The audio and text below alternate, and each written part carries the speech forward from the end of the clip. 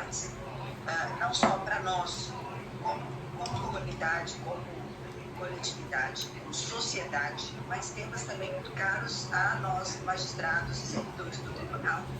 Porque nós estamos sendo chamados a decidir com uma frequência cada vez maior temas relativos ao que a gente vai tratar aqui na aula de hoje. Tá? Então, para mim, é uma grande honra, é uma grande satisfação. Eu brinco sempre, né, que eu sou dessas, quando o pessoal me convida, eu venho mesmo, venho com o maior amor, com o maior carinho, porque para mim, assim, é sempre além do prazer de poder participar desse debate, é uma honra poder estar aqui, né, participando desse processo de formação e estabelecendo esse debate. A nossa formulação aqui, o modelo, né, desse webinar de hoje é mais uma conversa. Nós vamos mais puxar pontas desconexas relativas ao tema do que estabelecer respostas, porque na grande maioria dos casos nós não temos ainda respostas fechadas. Né? Eu costumo falar para meus alunos que nós vivemos um momento histórico privilegiado, porque nós estamos em processo de transição. O que foi ainda é, né? Principalmente quando a gente fala do direito, né, como sistema regulatório, o que era ainda é. Né, a legislação ainda se aplica, nós temos o Código Civil que estabelece uma série de regras e preceitos baseados em uma quadra histórica da nossa Constituição que positivou uma série de direitos fundamentais, enfim, aquilo ainda vale. Mas nós estamos em processo acentuado de mudança, caminhando para um lugar que a gente não sabe ainda qual é. A mudança é muito acelerada. As mudanças acontecem a cada dia de uma forma cada vez mais rápida e colocam, como eu coloco aqui no nosso slide, colocam o direito frente a frente com seus próprios limites. Né? É um desafio diário de se reinventar. Né? Nós, operadores de direito, a gente tem que se reinventar diariamente para dar respostas satisfatórias para os problemas que vêm acontecendo, principalmente com o uso dessas novas tecnologias e as discussões que acontecem nesse espaço, que é o espaço da internet, né? Essas questões digitais. Então, a aula de hoje eu vou compartilhar com vocês aqui no slide.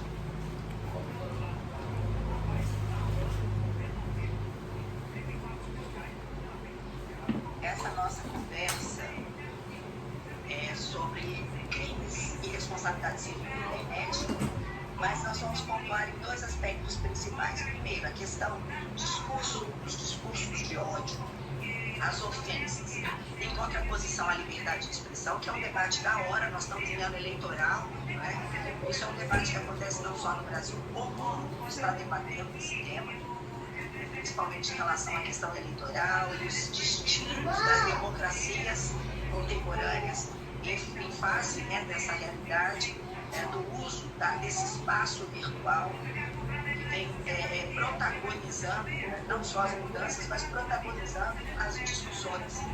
Aquele locus tradicional de debate que acontecia no parlamento, que Jung Haber chamou de esfera pública, quer dizer, os espaços públicos onde o debate acontecia. Esses espaços existem, continuam sendo importantes, mas estão com a sua importância um pouco esvaziada em função desse novo espaço virtual, né, que a internet possibilitou, e da possibilidade de cada agente agora intervir de maneira decisiva.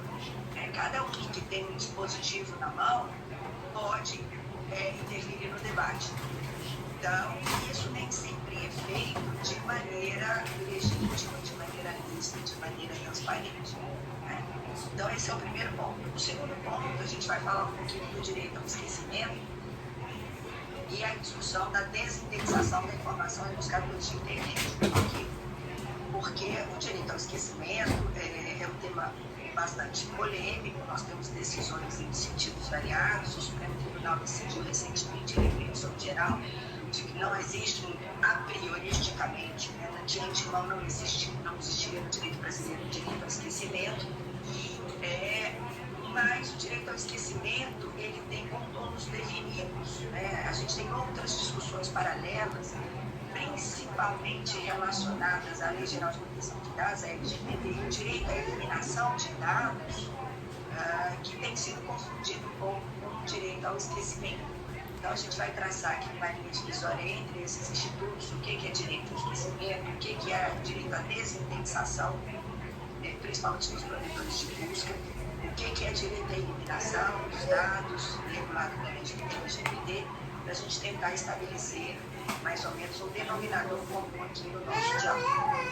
Vocês fiquem rigorosamente à vontade para interferir a hora que quiserem, tá certo? O chat, quando eu compartilho a tela, eu tenho uma certa dificuldade de visualizar. Então, mais eficiente agora não, por favor. Não abrir o microfone e fazer perguntas, por favor, à vontade. Outra observação inicial que eu preciso fazer. Quando eu vou falar aqui de crimes e responsabilidade civil na internet, esses comportamentos potencialmente perigosos ligados a discurso de ódio e ao direito do esquecimento, nós já tivemos aqui outras oportunidades que eu falei especificamente da responsabilidade civil dos provedores, por exemplo, em relação ao marco civil da internet. E nós já tivemos também um outro curso só sobre a Lei Geral de Proteção de Dados, que também tratou de maneira mais profunda a discussão sobre a responsabilidade civil dos agentes de tratamento de dados, sejam os controladores, sejam os operadores. Então, nós não vamos retomar o caminho daqueles cursos anteriores, aqui a gente vai tratar sobre uma perspectiva diferente. É muito mais um espaço para problematização dessas discussões do que tratar o que está na lei propriamente dita, certo?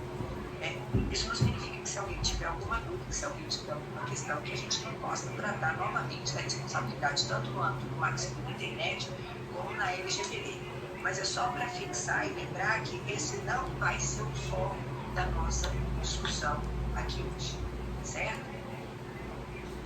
Então, para a nossa aula, para a nossa discussão aqui, eu separei 4 pontos principais. Primeiro, os aspectos gerais, para a gente fazer um pano de fundo. Por que essa discussão é importante hoje, o que vem acontecendo, Vou pedir desculpas, eu estou tendo uma crise de asma, tenho que usar bombinha aqui, senão eu tenho umas tosse aqui, tá? A segunda questão nosso foco é tratar os comportamentos potencialmente perigosos, ou seja, aquelas ofensas, aqueles discursos de ódio que, em nome da liberdade de expressão, têm sido feitos nas redes sociais, no ambiente virtual, mas que não necessariamente caracterizam o crime. Tá? Mas é necessário que a gente fale um pouquinho dos crimes praticados na internet para separar. Nós já temos uma legislação que tipifica algumas condutas como crimes praticados, além, claro, dos crimes que já eram regulamentados pelo Código Penal, principalmente os crimes ligados à honra, os crimes contra a honra de calúnia, de difamação, os crimes de fraude. Isso já existia, a regulamentação já estava no Código Penal. A legislação posterior já veio só para atualizar essas práticas que já eram tipificadas como crime. Quando é crime, está lá tipificado, é um pouquinho mais fácil, um pouquinho menos áspero no nosso caminho, sobretudo na questão interpretativa. Por quê? Porque os limites ali são claros, A técnica da subsunção, se a conduta praticada se subsunga ao tipo penal, você tem lá a possibilidade de aplicação da pena prevista na legislação. O nosso problema grande começa quando a gente está falando desses comportamentos potencialmente perigosos. Por quê?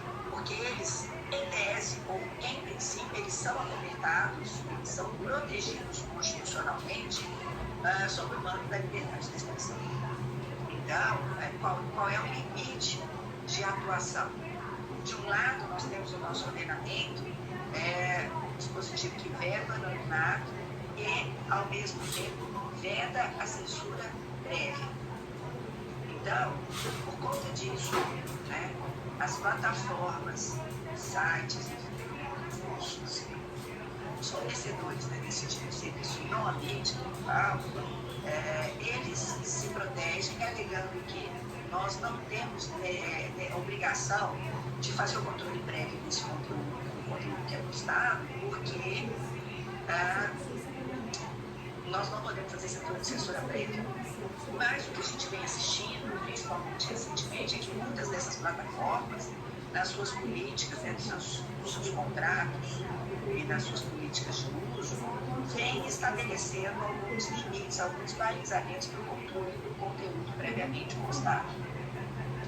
A possibilidade de marcar o conteúdo, como sendo conteúdo problemático, ou mesmo de suspensão de postagens e de perfis, né? O que é uma coisa preocupante, porque, na verdade, a discussão sai do controle do Estado e entra na seara contratual, e nem sempre os termos do contrato são claros, ou, o que é pior, a maioria de nós não lê, que a gente está assim, né? A verdade do é isso. O que acontece?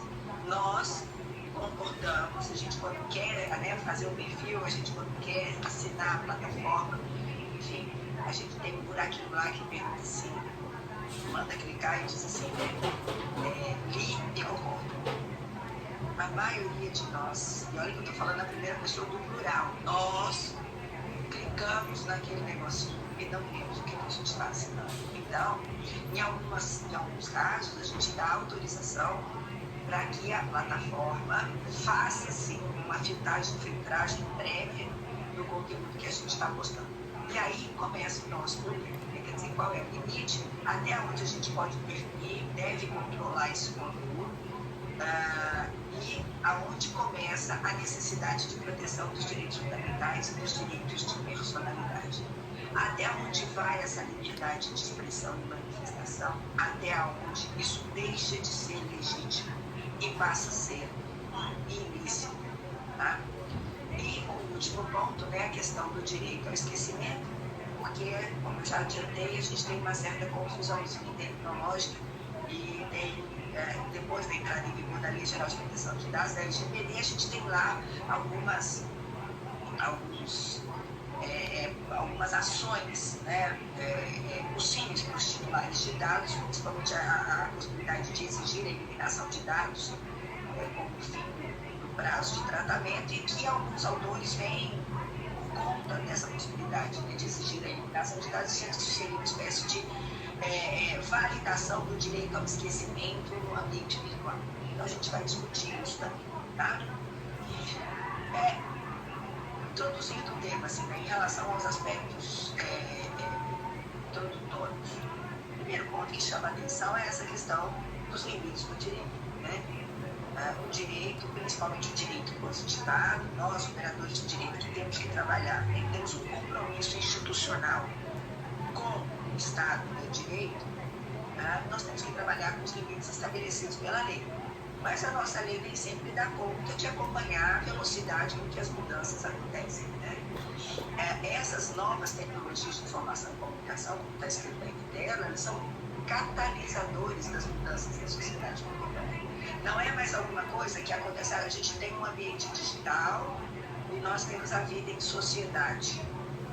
Não é mais assim que acontece, né? Tem muito tempo que não é assim. Obrigada, filha. A tecnologia, ela está juntada às questões econômicas, às questões culturais, às questões ligadas ao próprio direito, e ela constitui o próprio amálgama dessas relações interindividuais que tem que ser ressignificadas. Uma mudança muito intensa e muito rápida.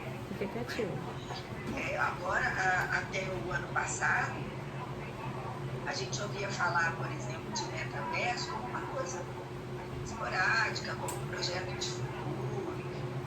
Agora ele está aí, né? Quer dizer, de fato, de direito, a gente se relaciona com outras pessoas a partir de um ambiente totalmente virtual e é como um avatar que a gente constitui da nossa própria pessoa. Isso para já assim, materializar mesmo, né, essa questão da digitalização completa da vida em comunidade. Mas, mesmo antes do metaverso, a gente já tinha esse fenômeno muito fortemente acontecendo, né?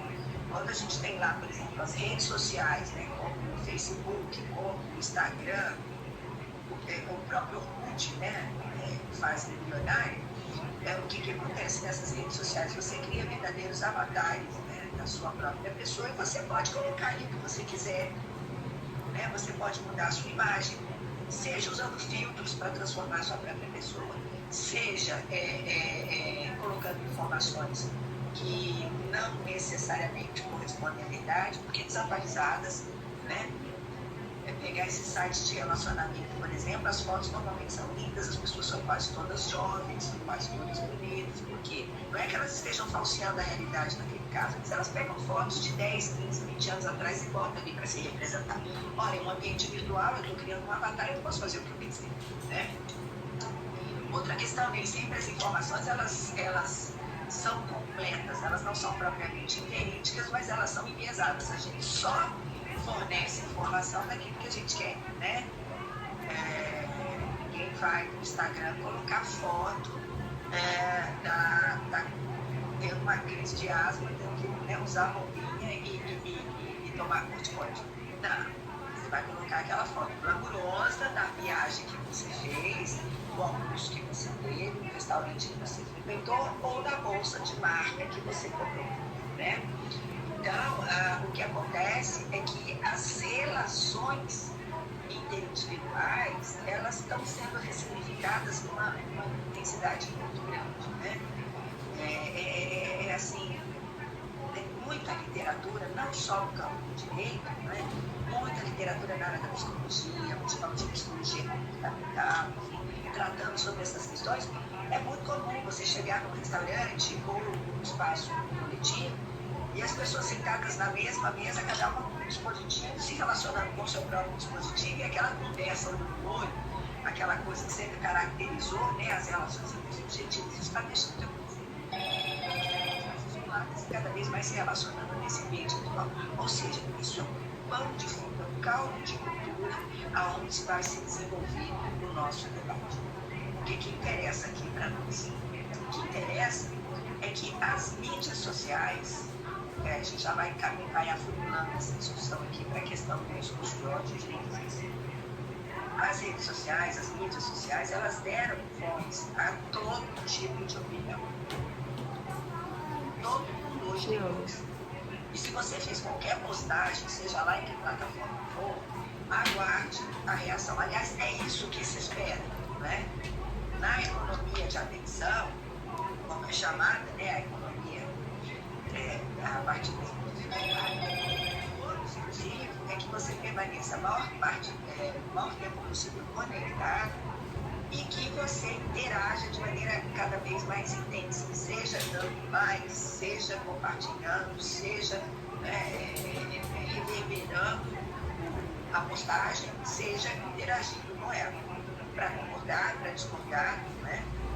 Por quê? Porque quanto mais interação acontece, quanto mais engajamento acontece, mais o algoritmo seleciona aquele conteúdo e passa a mostrar com mais frequência para outras pessoas.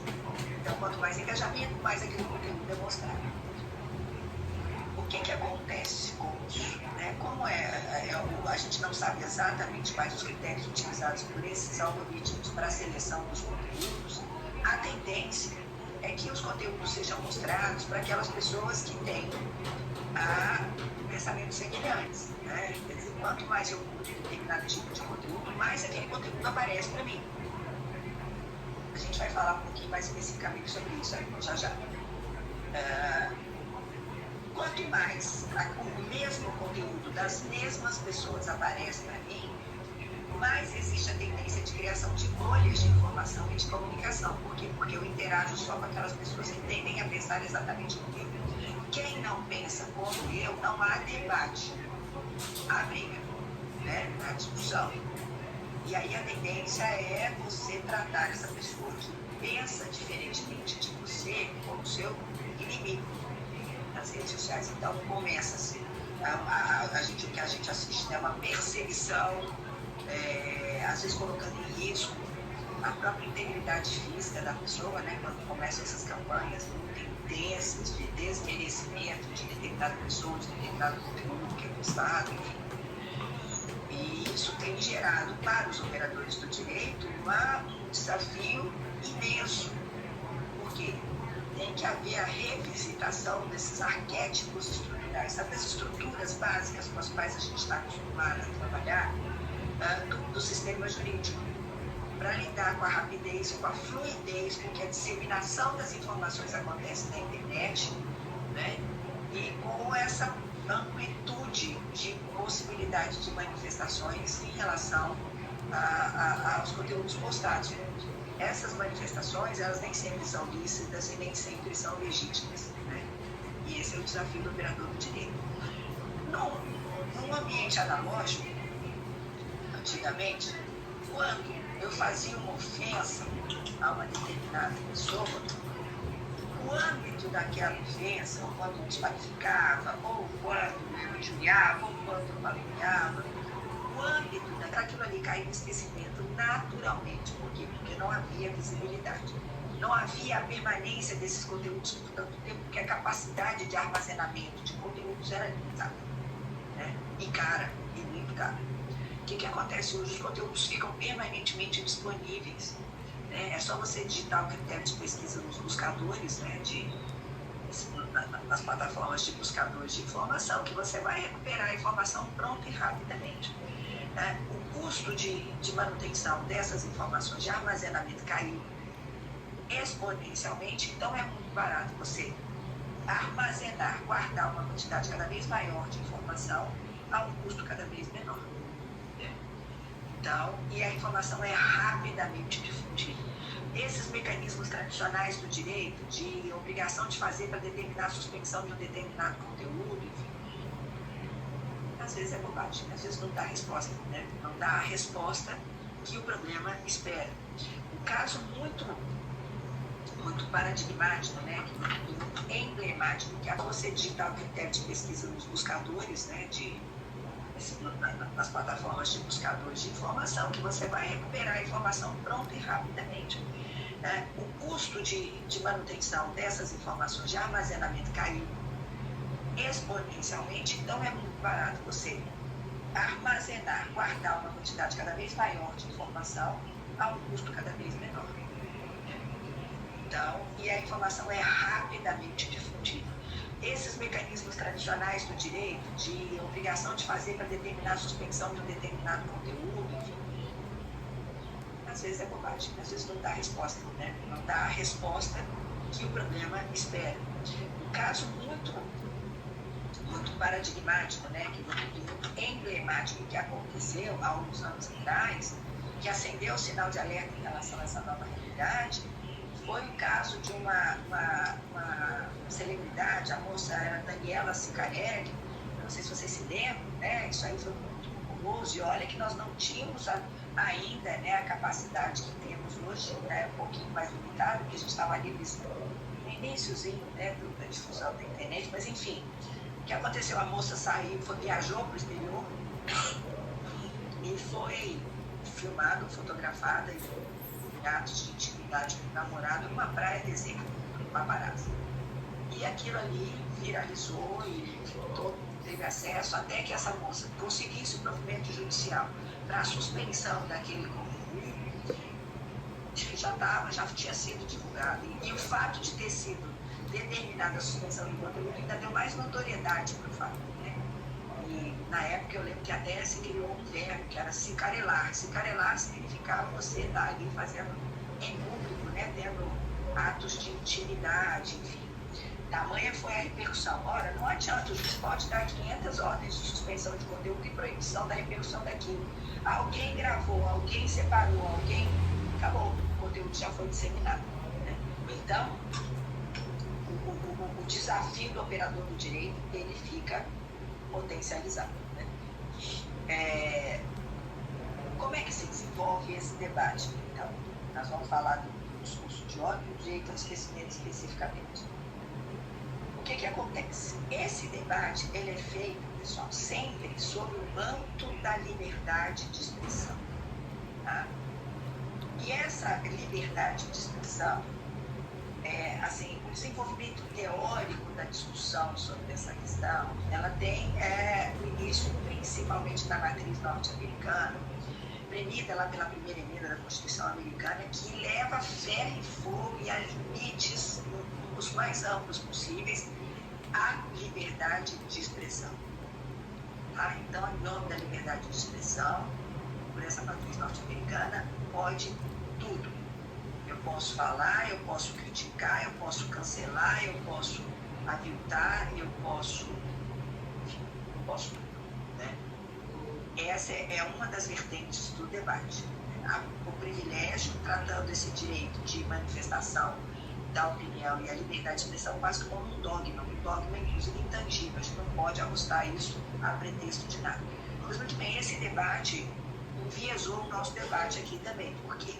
Porque nós tendemos em nome dessa proteção, né, à liberdade de expressão, a gente tende a diminuir outros direitos igualmente protegidos pela Constituição em nome dessa ampla, geral e restrita liberdade de expressão.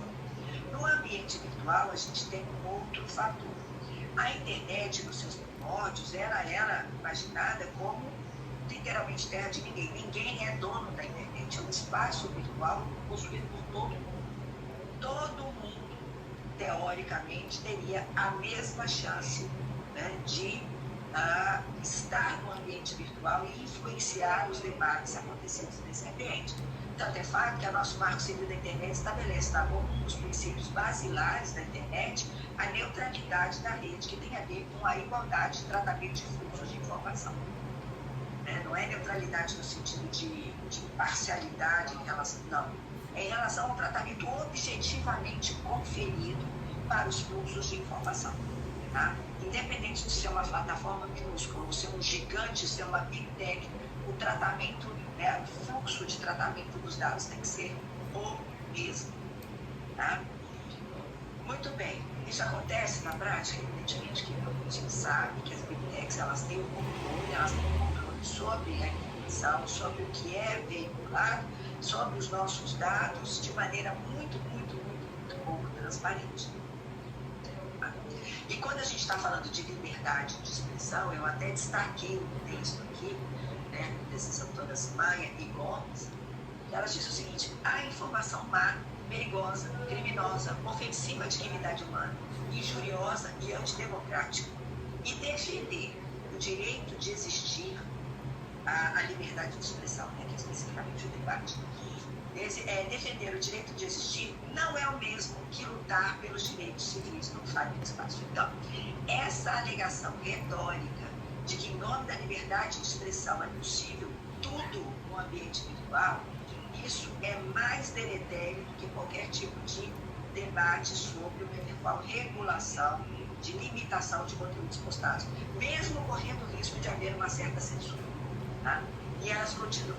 Ao contrário, né, essa terra de ninguém, quer dizer, esse amplo exercício da liberdade de expressão sem limites, pode significar o encorajamento da proteção do hate speech, né, o discurso de ódio, ao racismo publicado, à discriminação de minorias e toda sorte de ofensas que a gente vem assistindo recentemente. E se na internet, de fato, floresce um espaço de liberdade de expressão, experiência democrática, isso é fato, né, principalmente nos primórdios, esse era o norte, agora ela igualmente se transformou no paraíso dos conservadores, da ultradireita, dos racistas, dos xenófobos, um refúgio que, aliás, é muito mais seguro do que no mundo offline. No mundo offline hoje, quando a ofensa é perpetrada, é muito mais fácil obter-se a resposta e o controle dos efeitos daquela ofensa do que no mundo virtual. Por quê? Porque as pessoas se escondem por trás de perfis falsos. São criados perfis falsos para fazer isso. As pessoas usam, né, dessa tecnologia dos algoritmos e das máquinas para inveridicamente, né, propagar a informação e criar a falsa sensação de que de fato aquilo ali é compartilhado por muitas pessoas e de que é um consenso, né? Então a gente tem que ver que quando a gente está falando do debate da internet, tem que ter um olho no quadro e outro na mesa, né? A nossa visão contemporânea tem que ser um pouquinho mais pessimista do que era no passado em relação a esse espaço aberto e ilimitado de empoderamento dos usuários da internet. É uma maravilha, agora todo mundo tem direito à voz. Então aqueles espaços tradicionais, principalmente em relação a questões políticas, né, a questões de cidadania, a gente aqui é o parlamento, enfim, a nossa voz era diminuída, amplificou-se isso, mas amplificou-se para o bem e para o mal. Para o bem e para o mal. Se é de fato um espaço onde você tem a possibilidade de liberdade de expressão e de experiência democrática, né, de intervenção nos processos de uma maneira um pouquinho mais eficiente, mais intensa, ao mesmo tempo você tem um lado deletério, que é exatamente esse escudo que tem acontecido em relação à prática desses atos antidemocráticos, atos discriminatórios, racistas, misóginos, enfim, toda sorte de práticas potencialmente perigosas. Tá? Então, a liberdade de expressão, mesmo que você seja tributário da tradição norte-americana, né, de ampla, geral e restrita possibilidade de expressão, independentemente do seu posicionamento, você tem uma visão um pouquinho mais contida em relação à possibilidade da liberdade de expressão. O fato é, a liberdade de expressão não pode abrigar em sua abrangência manifestações de conteúdo imoral que implicam princípios, e sobretudo princípios penal. O preceito fundamental da liberdade de expressão não autoriza que um dado direito individual se constitua como salvaguarda de condutas ilícitas, como sucede com os delitos contra a honra. No nosso ordenamento jurídico, deve prevalecer a proteção à dignidade da pessoa humana. Essas conclusões elas foram retiradas do HC 82424. Tá? O relator para o acordo aqui foi o ministro Maurício Correia. O relator originário era o ministro Moreira Alves. Tá? Isso aí foi uma discussão de 2003, veja, não é uma discussão contemporânea. Tá? Que houve a publicação de um livro com conteúdo antissemita. O Supremo Tribunal Federal já naquela ocasião classificou o conteúdo do livro como antissemitismo como crime de racismo. Crime, portanto, imprescritível. Né? Veja, a gente não estava ali propriamente falando da discussão no ambiente virtual, mas já se fazia já se acendia a necessidade de um debate sobre os limites, né, da liberdade de expressão em relação à proteção, principalmente, né, do direito fundamental, do direito de personalidade relativa à honra do sujeito. Repito, é um tema muito espinhoso, tá certo? Os limites aqui não são claros, tá? Porque se a gente cai no extremo oposto de dizer, não, nós temos que controlar o conteúdo postado, nós temos sim que estabelecer limites e filtros, a gente pode também estar acobertando atos de extremo autoritarismo, de falta de divulgação de informação, de cerceamento de liberdade de expressão de pensamento, certo? E não é isso que se pretende no debate. A gente deve sim lutar pela liberdade de expressão, inclusive de crítica, e de crítica contundente. Né? Existe um debate sobre a questão do anonimato nas redes sociais, porque tem autores que defendem veementemente que o anonimato ele é um dos mecanismos de contraposição ao status quo. Você pode fazer críticas a partir de um perfil anônimo, né, ou acometado pelo anonimato, que você não faria em determinados locais, em determinados ambientes, você não faria se você tivesse que usar a sua identificação pessoal. As críticas só são possíveis a partir da existência do anonimato. É outro debate muito caloroso que a gente está tendo aqui, paralelo a esse nosso aqui, né? Mas a gente não vai entrar, é só para vocês terem a notícia disso. Então, qual é a nossa primeira tarefa aqui? A gente tem que separar, né, a discussão, o que é crime, o que é ato potencialmente perigoso. Tá? Porque nosso foco aqui, o discurso de ódio, vocês vão ver nos excertos da jurisprudência que eu selecionei, ele não necessariamente caracteriza um crime, não necessariamente caracteriza uma ofensa ao direito de personalidade, não é assim, diretamente. Então, a gente tem que, no caso dos crimes, é mais fácil, teoricamente, a tarefa, porque você tem aquela discussão da subdiscussão do fato à norma. Né? Qual é a nossa dificuldade? A nossa dificuldade é que o Brasil não tinha até 2012, nenhum dispositivo, nenhuma lei que tipificasse crimes tipicamente acontecidos na internet. Os crimes cibernéticos. Só depois de 2012 que a gente começou a ter uma legislação, a alteração do Código Penal, uma legislação tratando desse assunto. Então, vamos primeiro estabelecer o conceito de que seja crime cibernético. O que é isso? O que a gente está falando quando fala de crime praticado na internet? Crimes cibernéticos, eles são aqueles que utilizam computadores, redes, redes de computadores ou dispositivos conectados, dispositivos eletrônicos. Então, o seu smartphone, o seu tablet ou qualquer outro dispositivo que conectado em rede gera dano individual ou patrimônio por meio de distorção de recursos financeiros, estresse emocional, danos à reputação das vítimas, enfim, tem uma rede enorme. A classificação é muito ampla, certo? Para simplificar, a definição de crimes cibernéticos crimes cibernéticos são crimes praticados em ambientes virtuais. Tá? Então, de início, a gente pode estabelecer com segurança esse conceito.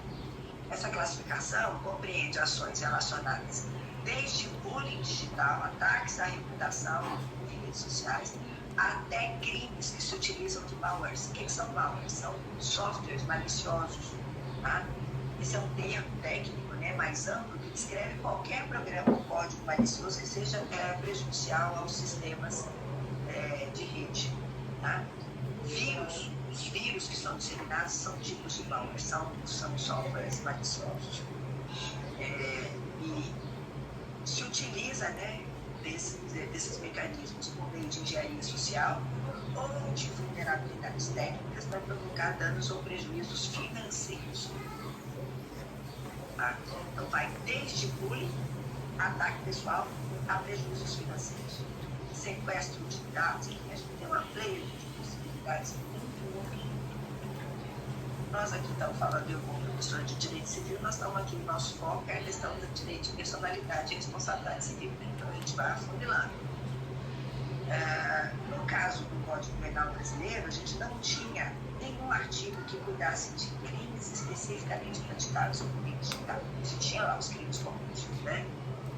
A primeira legislação veio em 2012, foi essa lei 12.737, ela foi batizada de Lei Carolina Dickmann, porque foi a partir de uma provocação dessa atriz que teve fotos íntimas hackeadas e expostas, que se começou o debate sobre a necessidade de tipificação de determinadas condutas para estabelecer como crimes determinadas condutas praticadas na internet. Então, essa lei 2.737, ela de 2012, ela acrescentou os artigos 154A e 154B, né, que tipificam como crime a invasão de dispositivo informático alheio, tá? Tipificou o hackeamento dos dispositivos informáticos, que estabeleceu uma pena de detenção de 3 meses a 1 ano e multa. E no artigo 154b diz que esse crime procede mediante representação. E também alterou os artigos 266, tipificando como crime interromper ou perturbar serviço telegráfico, telemático, telefônico, impedir ou dificultar o seu restabelecimento. Estabeleceu uma pena de detenção de 1 a 3 anos e multa. E o artigo 298, que fala da falsificação de documento particular. Inseriu, né, essa lei, inseriu um parágrafo único falando especificamente da falsificação de cartão de crédito. Tá? Então, foi a primeira vez que a gente teve dispositivos legais legislados sobre crimes cibernéticos.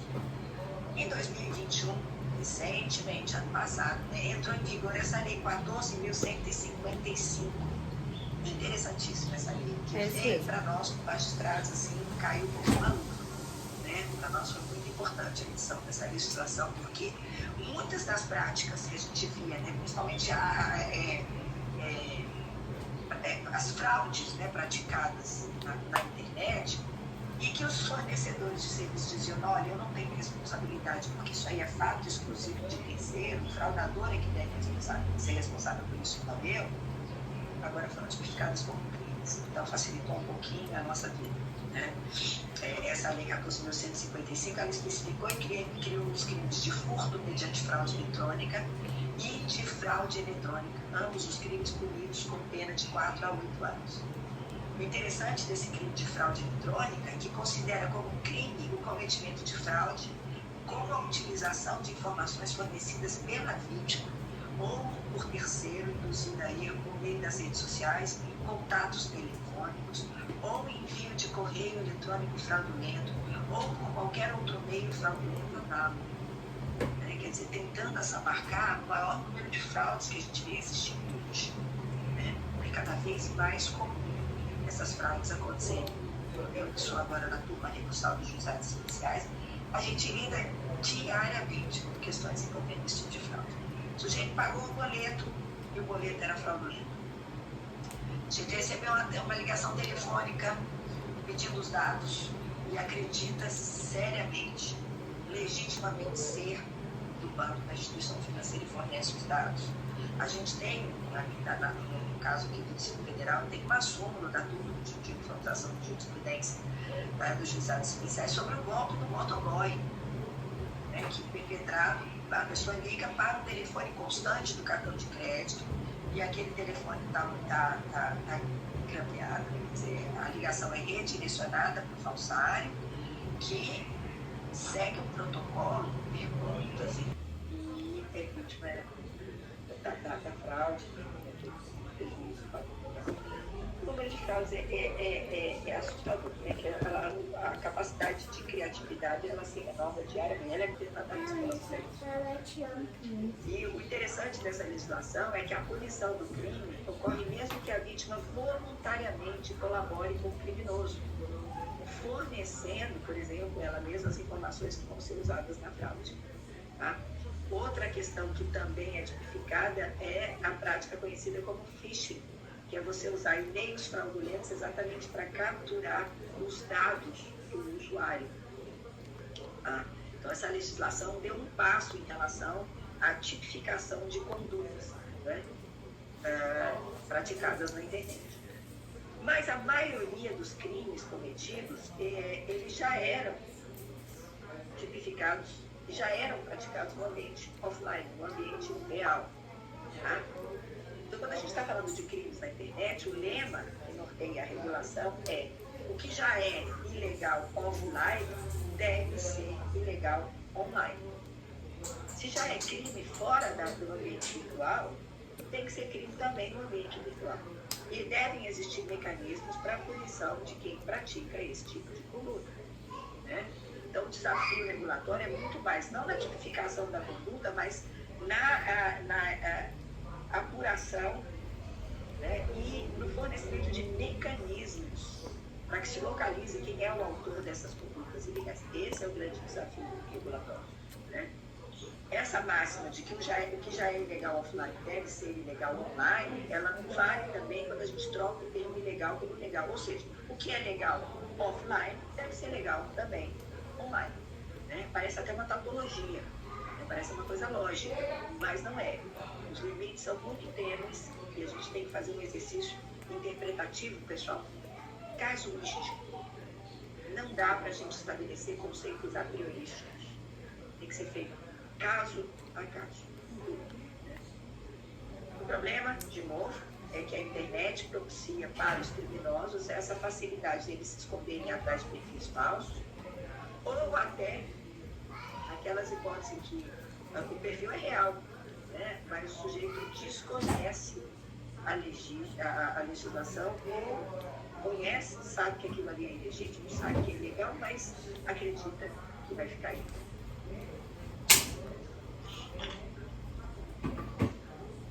Muito bem, quais são os principais crimes, então, praticados, né, na internet? Quem sofre um ataque nas redes sociais deve denunciar, deve fazer valer os seus direitos, mas o problema é que nem todo mundo sabe que está sendo vítima de um ataque virtual, né? Os principais crimes que a gente tem já eram crimes tipificados, né, no ambiente offline. A injúria, eu coloquei minimamente aí a definição, né, só para a gente estabelecer aqui um glossário simples, né, do que a gente está falando, que é ofender, xingar, chamar alguém de algo que se considera ofensivo, atingir a sua honra. A difamação, que é afirmar que alguém cometeu ato desonroso, com traição, afetando a sua reputação. Calúnia, acusar alguém da prática de um crime que não cometeu. Né? Desses três crimes, a calúnia, né, é o mais grave, o crime total é o mais grave. A ameaça, ameaçar alguém por escrito, palavra ou gesto, né, que é um crime contra a liberdade pessoal. E a falsidade ideológica, criar perfis falsos nas redes sociais passando por outra pessoa. De novo, o limite aqui é muito tênue, né? A gente tem até umas figuras novos que a literatura vem tratando, né? Por exemplo, essa questão da ameaça, né? Você perseguir pessoas pelas redes sociais, criando espaços, assediando a família, enfim. Isso é novo, né? O stalker, a gente tem isso já regulado. O bullying, que também já foi regulamentado no ambiente offline, né? E que agora encontra voz, reverberação muito intensa no ambiente online. Isso a gente está falando de crime. Quando a gente está falando de crime, quando a gente está falando de crime, desculpa, a nossa tarefa é um pouco mais fácil, exatamente porque você tem a tipificação lá da conduta, né? Quando aquela conduta se subsume àquele tipo, ok, você tem a consequência, a possibilidade de aplicação da punição, tá? É fato que também há que se fazer um esforço, né? Existe uma necessidade interpretativa para a gente saber de fato se a conduta realmente se subsume ao tipo, se existe intenção dolo na prática daquele tipo previsto na legislação, mas para o operador do direito a coisa é menos espinhosa, eu diria assim, porque você tem mais parâmetros para estabelecer os contornos em relação à decisão que você vai ter. Agora, quando a gente entra na seara dos comportamentos potencialmente perigosos, aí a coisa fica um pouquinho mais complicada, certo?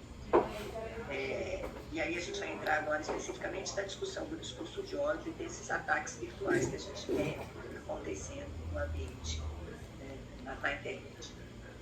Então, quando a conduta é praticada, ela é o tipo penal, a consequência é a responsabilização do autor, inclusive com a possibilidade de reparação pecuniária em relação às consequências do ilícito.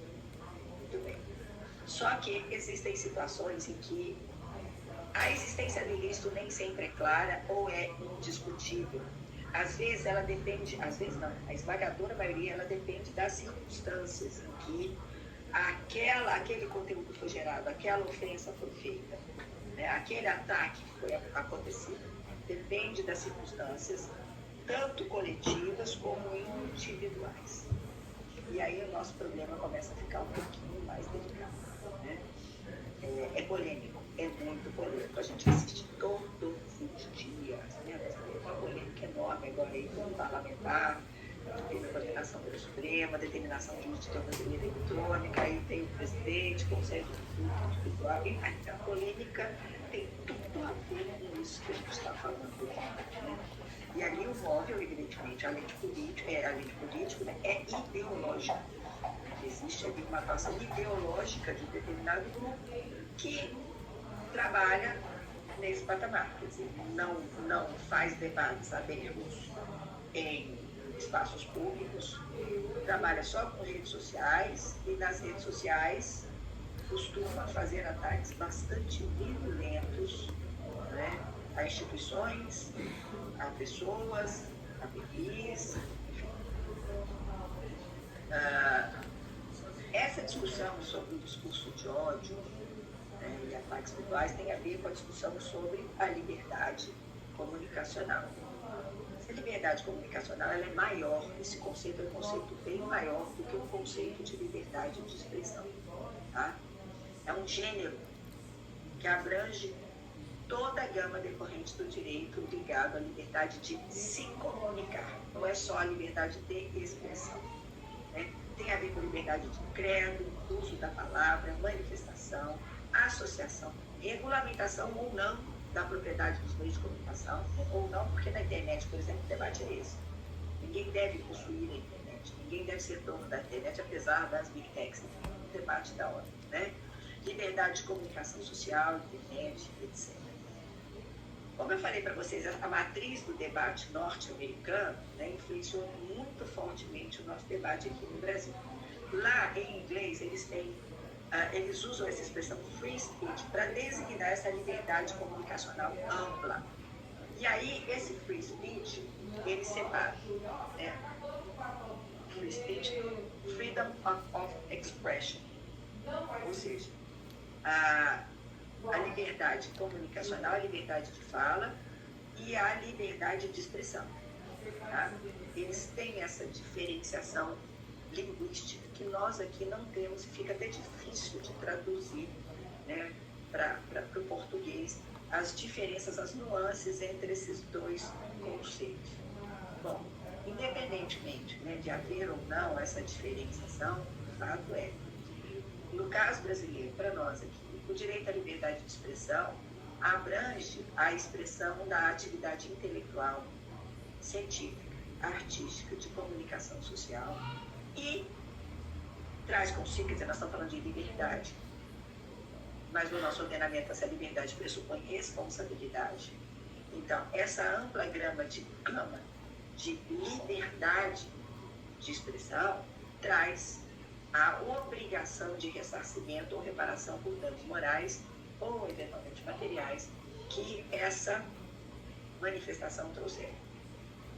Além do direito de resposta, sendo expressamente vedado o anonimato e a censura dele. Certo? Então, eu coloquei em negrito e coloquei o asterisco para destacar que esses são temas extremamente polêmicos. Então, na ordem do dia desse debate. Tá? O anonimato, porque existe uma corrente muito forte que afirma que o anonimato é, sim, pode ser usado, né, como manifestação de um direito de resistência.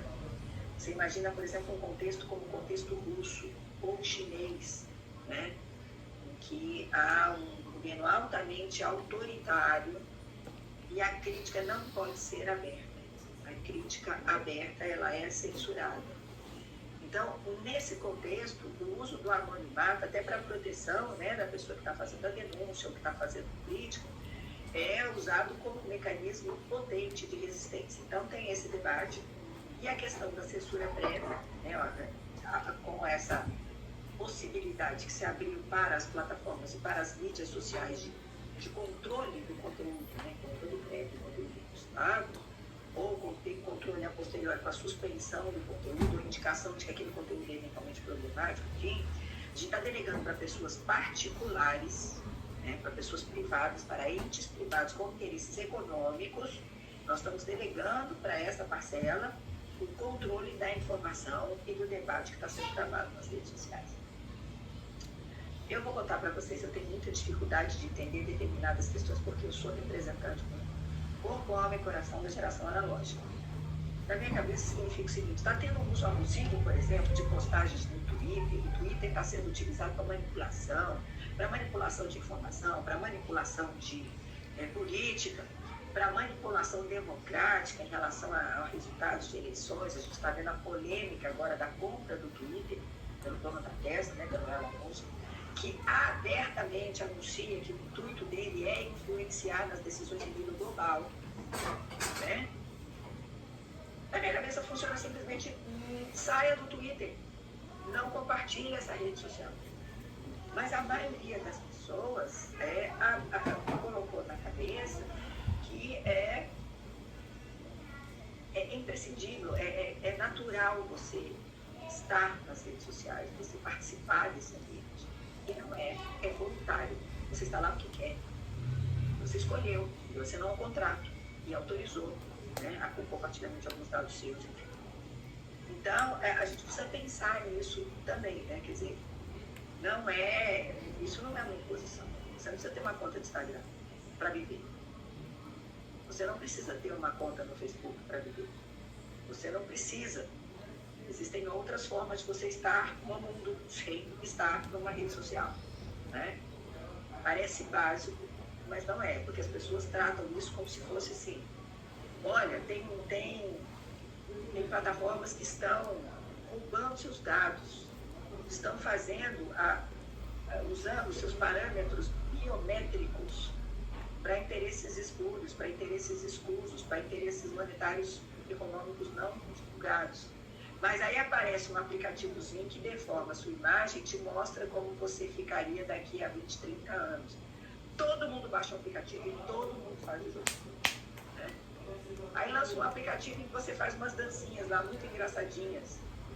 vendido por bilhões de dólares, porque todo mundo acompanha. Enfim, as pessoas tratam isso como se fosse natural, como se fosse inexorável, né? E não é. Tá? Você tem um grupo do WhatsApp que não é propriamente, tem essa discussão sobre se o WhatsApp, né, sobre se o aplicativo de mensageria é ou não uma rede social. Enfim, vamos trair essa discussão, mas o fato é que você tem aquele grupo de WhatsApp que só te aborrece. As discussões são desqualificadas, existe incivilidade, as pessoas não são polidas no trato, e você continua ali, está lá. Porque vai criar um incidente, se você sair do incidente diplomático, se você sair do aplicativo de mensageria, então ele toma um tempo enorme do seu dia, tá entendendo? Toma um tempo enorme, tira o foco dos seus objetivos, mas continua lá, como se fosse um vício, né? A gente tem, inclusive, um CID hoje registrado, né, em relação a essa dependência do uso de dispositivos eletrônicos, para ver a seriedade disso, né, dessa discussão toda. Muito bem. Voltando aqui para o discurso de ódio. Nos primórdios, né, a liberdade de expressão e comunicação tinha essa dimensão individual. O debate norte-americano tem essa questão. Proteger o indivíduo diante de qualquer cerceamento, né, em relação à sua liberdade de expressão. É a liberdade de expressão levada ao limite máximo. Né? E tinha a ver também com o outro lado da moeda, não só a expressão, a possibilidade, a liberdade comunicacional, a liberdade de se comunicar, mas também de ser informado, né? O direito de ser informado, o direito de obter a informação, ainda que a informação seja desabonadora, desagrade a determinado grupo, a determinada autoridade, a determinada instituição. Tá? Então, o debate ele sempre foi marcado por esse traço excessivamente individualista. Hoje não é bem assim. O debate ganhou uma dimensão coletiva como aquele, porque a gente deslocou o eixo, né? Saímos das esferas públicas tradicionais e entramos. O debate hoje é feito pela rede social. Né? Nosso presidente da República foi eleito sem ter participado de um único debate. Né? Ele nunca participou de nenhum debate político. Ele nunca apresentou a plataforma de governo. Ele nunca foi lá discutir quais eram as propostas para a saúde, para a educação. Não. Ele fez toda a campanha, até porque teve um incidente em relação à saúde, né, o atentado, fez toda a campanha a partir das redes sociais. Então, a rede social hoje, essa liberdade de expressão na internet, nas mídias sociais, ganhou essa dimensão coletiva necessária para a formação da opinião pública pluralista. É cada vez mais importante esse debate para os regimes democráticos. Muito bem. O que isso tem a ver com o discurso de ódio? A formação de influência. Né? O que acontece? Esse tratamento cada vez mais sofisticado, mais customizado da informação a partir do conteúdo que é curtido, que é compartilhado, o que é visualizado pelo usuário da internet, né? A informação que é dirigida para esse usuário, ela é também enviesada, ela passa a ser direcionada a partir dos interesses que previamente manifestam na rede. Né? E isso vem anunciado nas políticas, né, de conteúdo praticadas pela maioria dos aí está provadores, mas está provedores, tá, pessoal? Especialmente nas redes sociais. Então, você tem um direcionamento das preferências de modo que você só se relaciona com aquelas pessoas que pensam igual a você. Se você tem lá uma pessoa que pensa diferente, você tende a rechaçar aquilo ali e tratar essa pessoa como inimiga.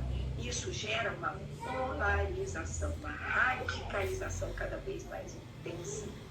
Isso se espraia para as relações offline, para as relações sociais no nosso dia a dia.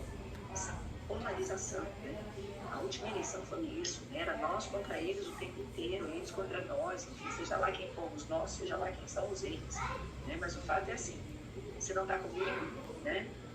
É contra mim, ponto final. E as pessoas caminham, então, para os extremos. E isso prejudica o diálogo. Essa é a faceta mais delicada, mais tendenciosa. Nós estamos cada vez mais desacostumados a fazer um debate franco, um debate aberto, o diálogo. Né? Eu penso de um jeito, você pensa de outro, é necessário que nós tenhamos um denominador comum em relação àquele assunto. Isso é regulamentar, isso é legislar. Nós não concordamos sobre, o meu ponto de vista diferente, nós não concordamos sobre, mas nós concordamos que é necessário que haja uma regulação, para que a gente possa conviver na sociedade.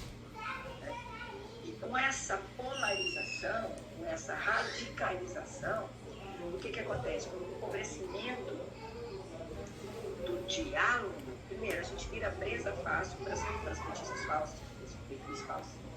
Segundo, para a checagem dessa coisa. Segundo, a gente deslegitima as decisões que são tomadas nesses locais, nesses espaços públicos tradicionais. Nunca a atividade política foi tão deslegitimada. Radicalização, o que acontece? Com o empobrecimento do diálogo, primeiro, a gente vira presa fácil para as notícias falsas, para os perfis falsos. Segundo, para a checagem dessa informação. Segundo, as decisões que são tomadas nesses locais, nesses espaços públicos tradicionais.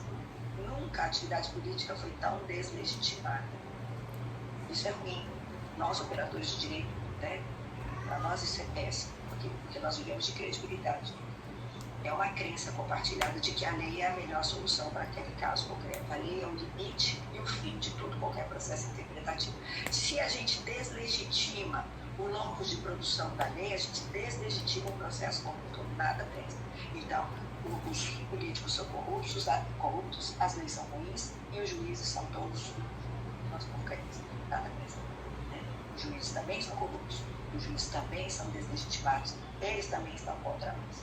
E aí vira o sábado do bebê, quer dizer, ninguém tem legitimidade para coisa nenhuma. E aí é cada um por si e Deus por todos. Essas políticas de conteúdo voltadas à personalização que tem o fruto, tem como fruto esse processo de radicalização e a fragmentação do ambiente democrático. Então, é nesse campo de cultura que se exponencializa o discurso de ódio e esses ataques nas redes sociais. Muito bem, estabelecemos o caldo de cultura, mas o que é um discurso de ódio? Então, existe um conceito para que a gente possa aqui, entrar na mesma página do livro e falar a mesma língua quando a gente está falando de discurso de ódio? Como tudo que a gente tratou até aqui, isso também é problemático. Não existe um conceito nisso, existem mais ou menos alguns contornos em relação ao discurso de ódio.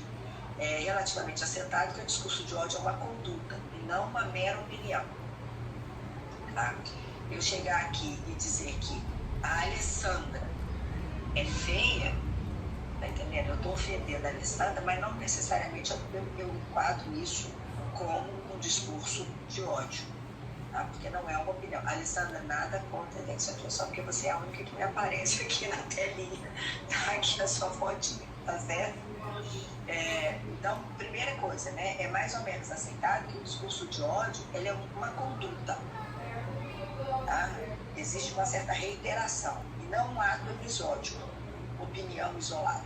Tá? É uma conduta com conteúdo intimidatório.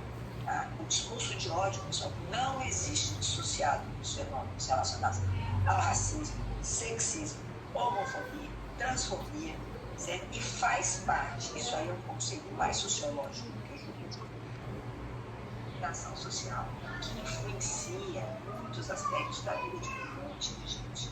Tá? A gente, só para lembrar aqui, a gente quer aceitação, O objetivo da nossa vida é ser aceito, a gente quer likes, a gente quer isso na nossa vida. Então, os discursos de ódio, eles estão ligados a estratificações sociais, tá? Que normalmente tem uma desigualdade ou perene ou momentânea, uma desigualdade de status, quer dizer, são grupos sociais que têm um status já diferenciado, desigual, e a análise ela deve ser contextual. Deve ser contextual, a gente não tem como estabelecer um conceito a priorístico de discurso de ódio. A gente tem que olhar naquela circunstância, naquele caso, naquele tempo, naquela data, se aquilo ali é ou não é discurso de ódio. Tá? Na tentativa de estabelecer um conceito para o discurso de ódio, em 2016 a Comissão Europeia assinou o Código de Conduta com essas principais plataformas, Facebook, Twitter, o Google, o YouTube e a Microsoft, e estabeleceu um conceitinho de discurso de ódio, dizendo que é toda conduta incitando publicamente a violência ou ao ódio dirigido a um grupo de pessoas ou a um membro desse grupo, definido por referência à raça ou religião, descendência, origem nacional ou étnica. Então, todo ataque feito a um determinado grupo ou uma pessoa daquele grupo com caráter intimidatório é considerado um discurso de ódio. Esse mesmo código de conduta estabeleceu um conceito de discurso de ódio, mas, ao mesmo tempo, enalteceu a liberdade de expressão, dizendo que são protegidos os discursos que ofendam, choquem ou incomodam o Estado ou qualquer setor da população, como manifestação legítima do direito de crítica e de oposição a determinados fatos que acontecem. Tá? Como é que o discurso de ódio é entendido aqui no Brasil, na jurisprudência? Se vocês tiverem a curiosidade para colocar lá no STJ o discurso de ódio, aparecem 2 julgados, 2 réspes criminais, mas que são bastante elucidativos para ver como é problemático a gente estabelecer um conceito de discurso de ódio. O primeiro RESP é esse, 1569850, Rio Grande do Norte, relator do ministro Sebastião Caio Júnior, já está publicado em 2018, que trata da questão da aplicação do princípio da insignificância no crime de discriminação ou preconceito de raça, por etnia, religião ou procedência nacional. Tá? O que entendeu majoritariamente a 6ª turma do STJ? Diz o seguinte: esses delitos de discriminação ou preconceito, eles não são, não se aplica a eles o princípio da insignificância. Como diz o ministro, a Convenção Interamericana dos Direitos Humanos, a Tratado da Liberdade de Expressão, dispôs expressamente no artigo 13.5 comando criminalizatório do discurso de ódio, que em nosso ordenamento jurídico, o disposto em comento faz as vezes, que é esse artigo 20, parágrafo 2º dessa lei 7.716 de 89. A forma como estruturado o tipo penal e o bem jurídico tutelado são determinantes na incidência ou não do princípio da insignificância.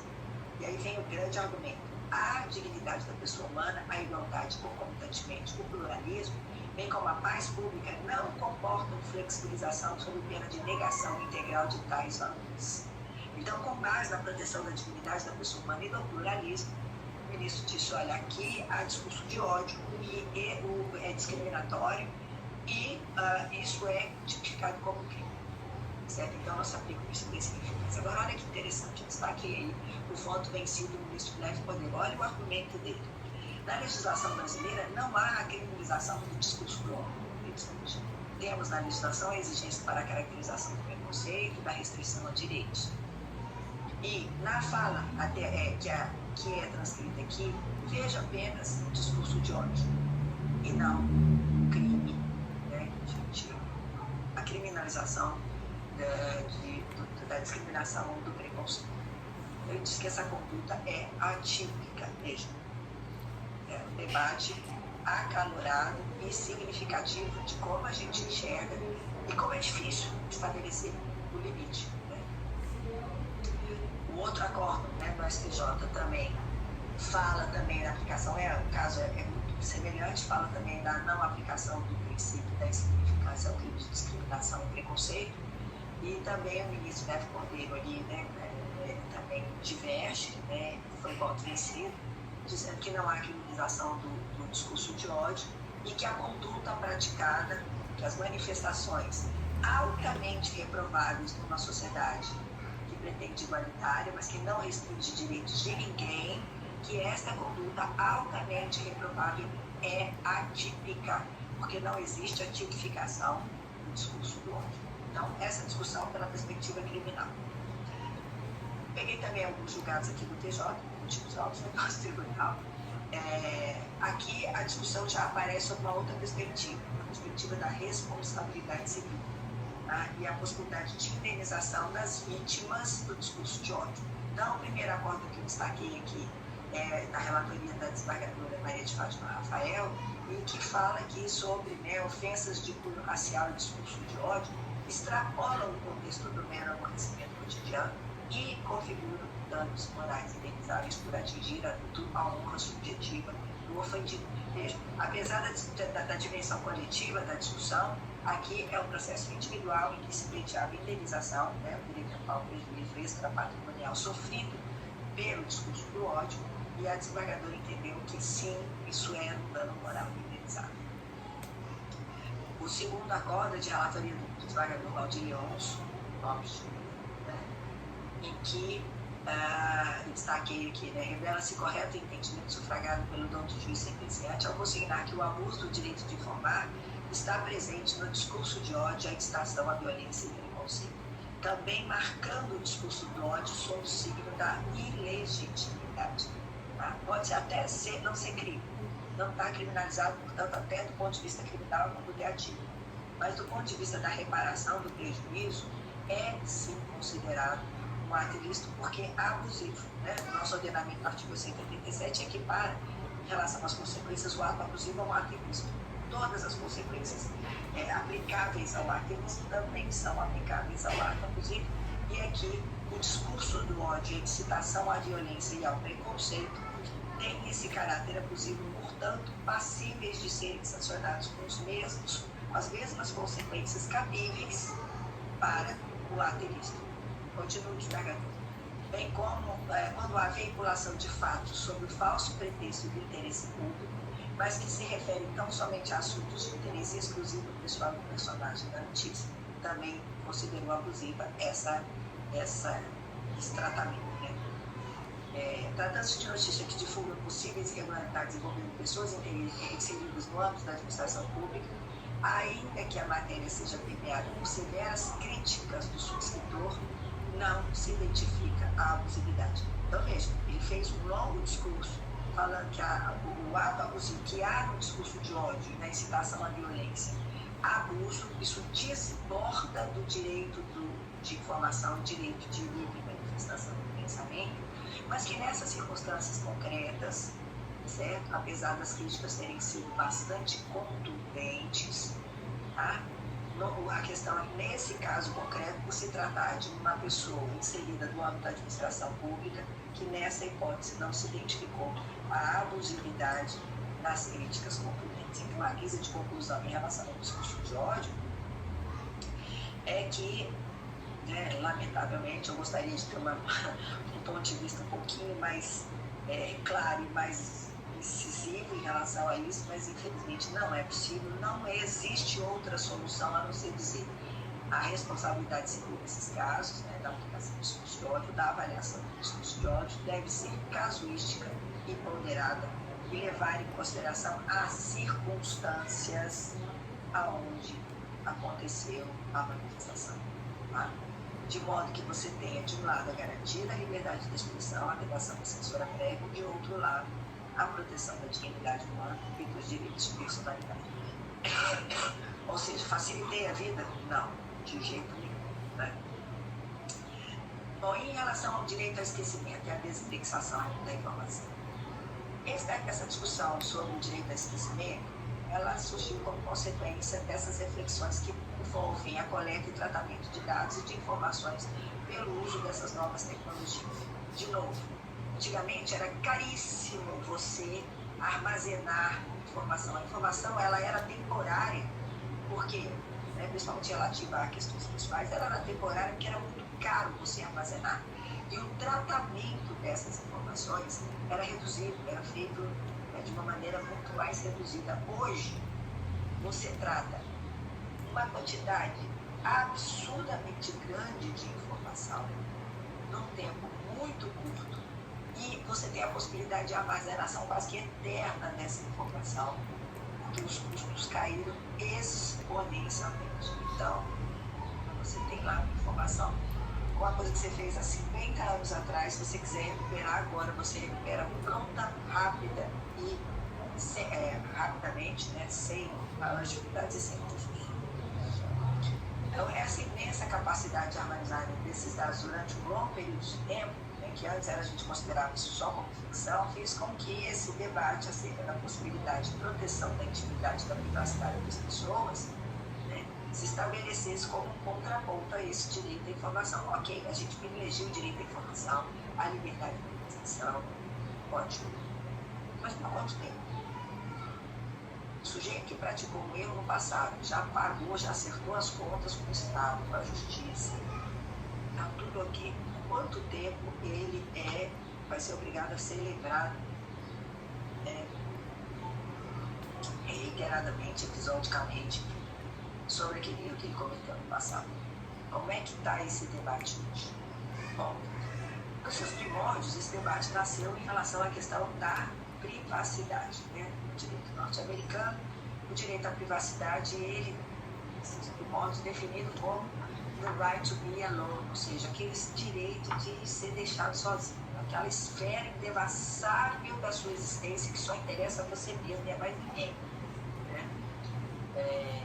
Então, na proteção desse direito de privacidade, o principal objetivo era proteger o indivíduo da eterna circulação e divulgação pública de fatos deletérios relacionados à sua vida privada e que, de alguma forma, impediam a esse sujeito de desenvolver a sua identidade pessoal. Mais do que o direito de ser deixado, do the right to be alone, a discussão passou a englobar também o direito de ser deixado em paz.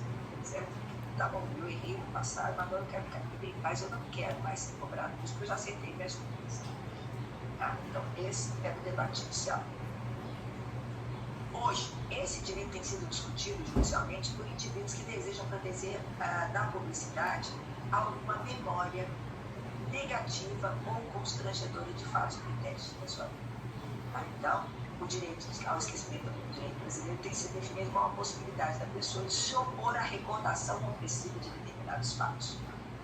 Pois a reprodução desses fatos dificulta o pleno desenvolvimento da sua identidade pessoal, principalmente por enfatizar aspectos pessoais que já não correspondem mais à sua pessoa que ficaram no passado. Esse, então, é o pano de fundo onde se desenvolve a discussão sobre, claro que nós vamos gerar a discussão sobre o direito a esquecimento no caso brasileiro.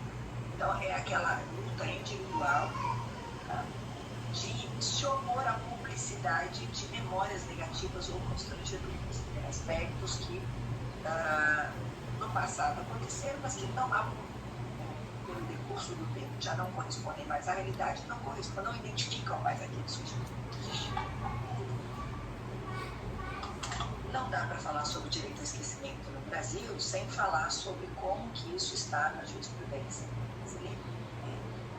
Porque a gente tem um leading case no STJ, esse RESP 1334097, de relatoria do ministro Luiz Felipe Salomão, de 2013, esse julgado, em que o ministro reconheceu a existência do direito ao esquecimento. É muito legal, pessoal, eu recomendo muito a leitura desse julgado, porque, inclusive, assim, né, desde 2013, nós estamos quase 10 anos depois, muita coisa mudou aí, né, e o debate tomou novos rumos. Mas naquela época, inclusive, o voto, ele tem um conteúdo muito, assim, poético, inclusive, né, um conteúdo ligado à interpretação do direito civil constitucional, essa matriz constitucional da proteção dos direitos individuais, dos direitos de personalidade, sobretudo a proteção integral da dignidade da pessoa, pode sair direto do texto constitucional, né? Então, o que o ministro diz? Ele, assim como o direito ao esquecimento é acolhido no estrangeiro, ele diz que é imperiosa a aplicabilidade do direito ao esquecimento no cenário interno, com base não só na principiologia decorrente dos direitos fundamentais da dignidade da pessoa humana, mas também diretamente no direito positivo infraconstitucional. A assertiva de que uma notícia lícita não se transforma em ilícita pelo passar do tempo não tem nenhuma base jurídica. O ordenamento é repleto de previsões em que o significado, a significação conferida pelo direito à passagem do tempo é exatamente o esquecimento, a estabilização do passado, mostrando-se ilícito sim, é agitar o que a lei pretende sepultar. Tá? Por quê? Porque o debate aqui foi exatamente, era uma reportagem, um programa, né, linha direta, que foi feito pela Rede Globo e que contava de novo a história de uma vítima de violência, Aida Cury, né, vítima de crime, os familiares dizendo, olha, a gente não quer mais que isso fique sendo reagitado, né? Nem aprender, olha, aconteceu o fato, e os envolvidos no fato também. Olha, aconteceu, isso é verídico, quem está contando mentira aqui, mas a gente não quer que isso fique sendo reagitado, isso retraz para nós, repristina em nós a angústia, a aflição que nós vivemos. A gente quer esquecer esse fato, quer seguir em frente. Então a gente pede aqui que seja reconhecido o direito ao esquecimento. Aí o ministro diz, olha, o efeito do reconhecimento do direito ao esquecimento dos condenados que cumpriram integralmente a pena e, sobretudo, dos que foram absolvidos do processo criminal, além de sinalizar uma evolução cultural da sociedade, confere concretude ao ordenamento jurídico que, entre a memória, que é a conexão do presente com o passado, e a esperança, que é o vínculo do futuro com o presente, fez clara a opção pela segunda. Olha que poético. Que o direito ao esquecimento, então, é uma opção pela esperança. Né? Seguir em frente ao sujeito, tá bom, o crime aconteceu de fato, tá? Eu estava envolvido, mas eu já paguei, eu não quero ser lembrado disso aqui no instante. Então, a esperança de reconstruir a vida e reconstruir a vida no outro patamar. Né? E aí ele conclui, por essa ótica que o direito ao esquecimento revela sua maior nobreza, pois afirma-se, na verdade, como o direito à esperança em absoluta sintonia com a presunção legal e constitucional de regenerabilidade da pessoa humana. Revela-se, ressalta-se do direito ao esquecimento fatos genuinamente históricos.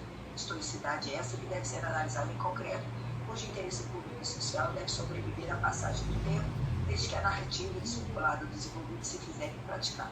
Então, aqui o ministro reconheceu a existência do direito ao esquecimento, diz que sim, em nome da proteção da dignidade da pessoa humana e da esperança, era legítimo se aplicar a vedação de veiculação de determinadas informações diante do decurso do tempo.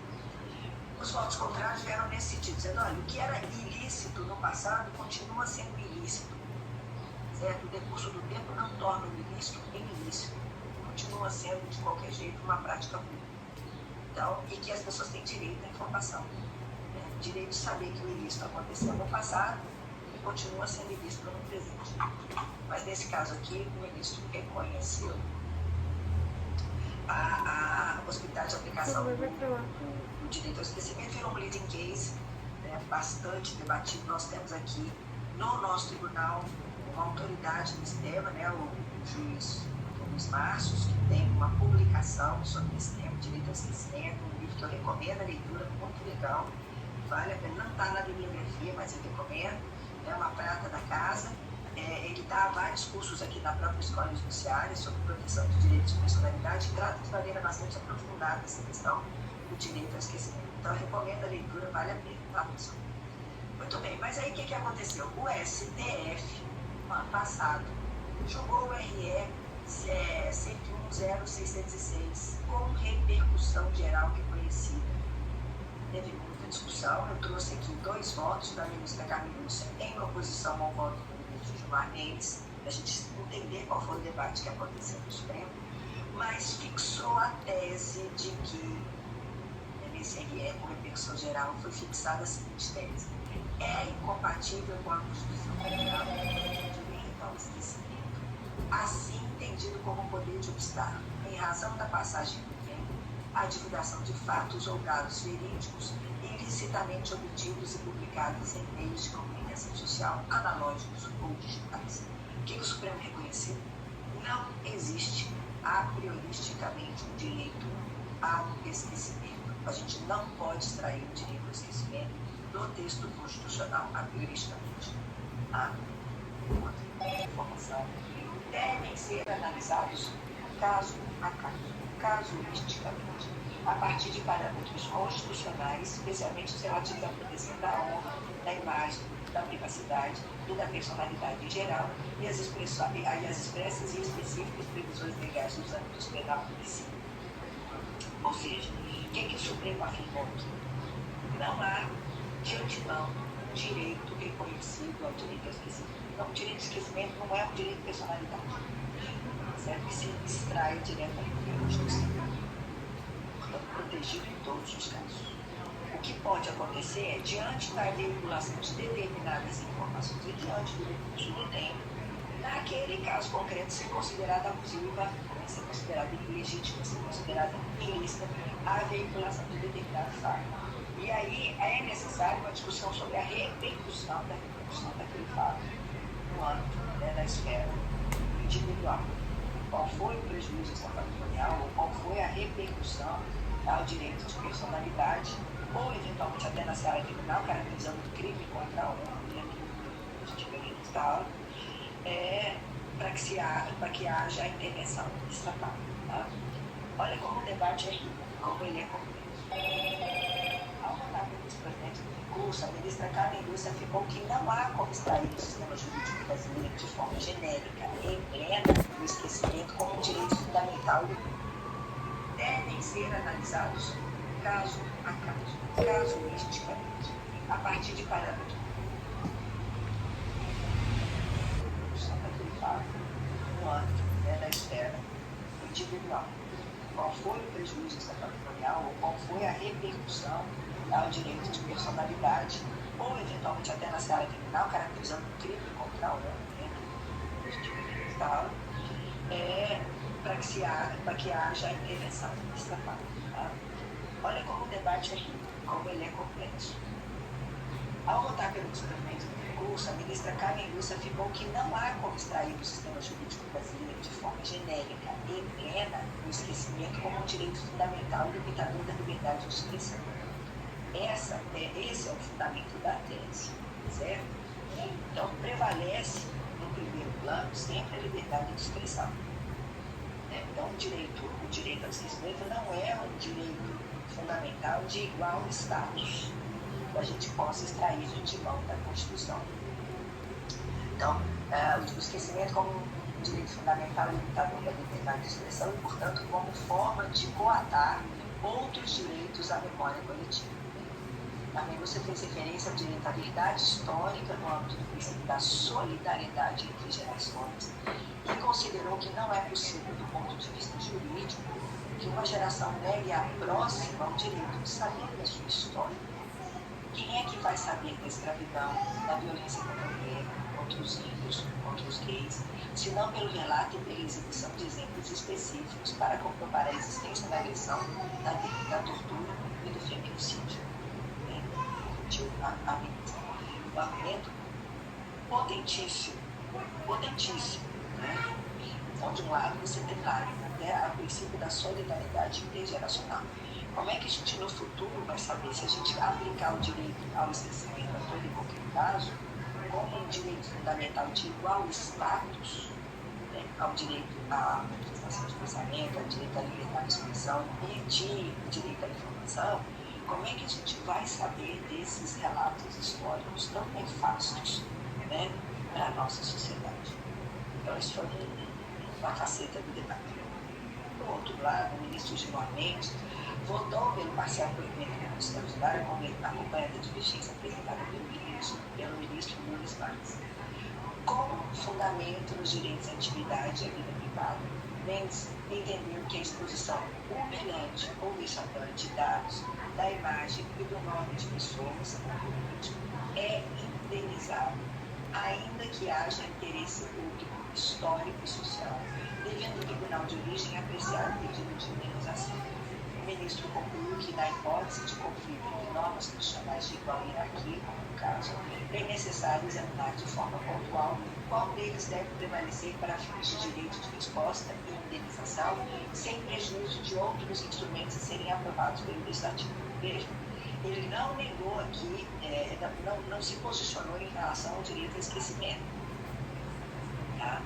Está dizendo, olha, não estou falando aqui se existe ou não previamente um direito ao esquecimento. O que eu estou dizendo é que o abuso tem que ser indenizado. E é a segunda parte da tese que foi fixada. Tá?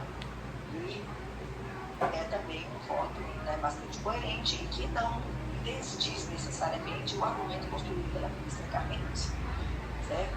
Estabelece só a possibilidade de indenização no caso de abuso. Tanto é fato que, mesmo depois desse RE, mesmo depois da repercussão geral dizendo, né, que não há, a priori, um direito ao esquecimento previsto na Constituição e que os excessos devem ser analisados casuisticamente, o STJ, posteriormente a esse RE, condenou a Rede Globo a pagar uma indenização para as vítimas de divulgação de informação jornalística.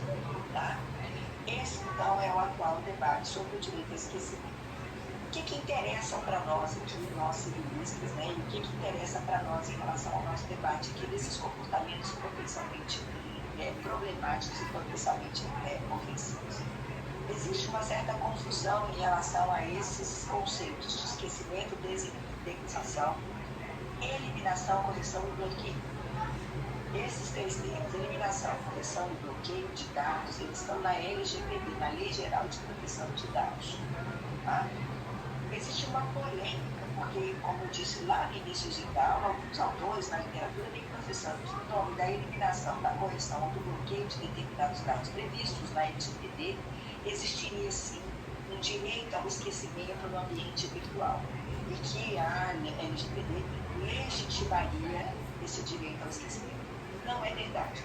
Essa afirmação parte de uma confusão entre esses conceitos do direito ao esquecimento e as consequências do fim de tratamento de dados na lei de proteção, de dados, na LGPD. Esse quadro ele foi elaborado pela juíza Clarissa Mazzilli.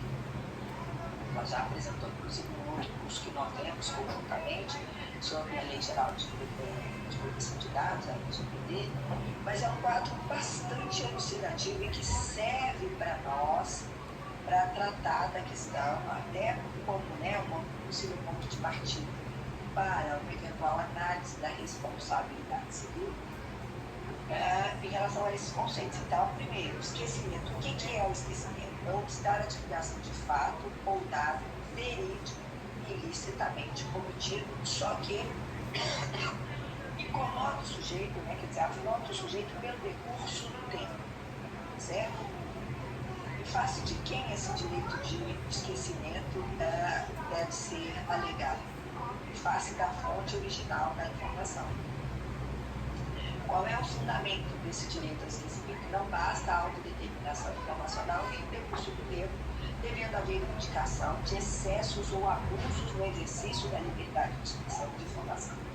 O destino da informação ela é mantida, mas não pode ser mais divulgada. Então, isso é uma realidade, isso tem a ver com o direito ao esquecimento. Já o direito à desindexação, isso aí é direcionado principalmente às plataformas de busca de informação. Qual é o objetivo da desindexação? É dificultar o acesso à informação. Tá? Você criar obstáculos à informação nesses buscadores. A gente tem um caso paradigmático, no caso da Xuxa. Ela fez um filme no iníciozinho da sua carreira, que ela aparecia fazendo cenas de sexo menor de idade, e posteriormente ela foi consagrada como a rainha dos baixinhos. O que fez a Xuxa? Ela pediu a desindexação, porque quando você digitava determinados critérios de pesquisa com os julgados, eu não me lembro exatamente, era alguma coisa como Xuxa, ou alguma coisa parecida com as fotos lá. De que ela buscou? Ela buscou o direito a ter reconhecida a desindexação desses critérios de busca com julgados para exatamente evitar a propagação de alguma coisa que não correspondia mais à realidade dela. Ela já não era mais aquela Xuxa da carreira, sim, a Xuxa rainha dos baixinhos. Tá? Esse direito à desindexação ele deve ser interessado aos motores de busca, às plataformas de pesquisa de informação. E deve levar em consideração como fundamento a ponderação entre direitos individuais, quer dizer, o direito de acesso à informação e o direito à privacidade e intimidade de outro. Em relação à informação, a informação ela é mantida, ela pode ser divulgada, mas ela fica restrita em relação a determinados critérios de busca que não podem mais ser conjugados. Então, isso tem a ver com o direito ao esquecimento e a desindexação. Já a eliminação, a correção e o bloqueio de dados tem a ver com a proteção dos dados pessoais na Lei Geral de Proteção de Dados. Tá? O que é a eliminação? É apagar os dados, tá? Depois que esses dados já foram tratados. Ela deve ser, a medida de eliminação deve ser feita em face da fonte originária da informação, e o fundamento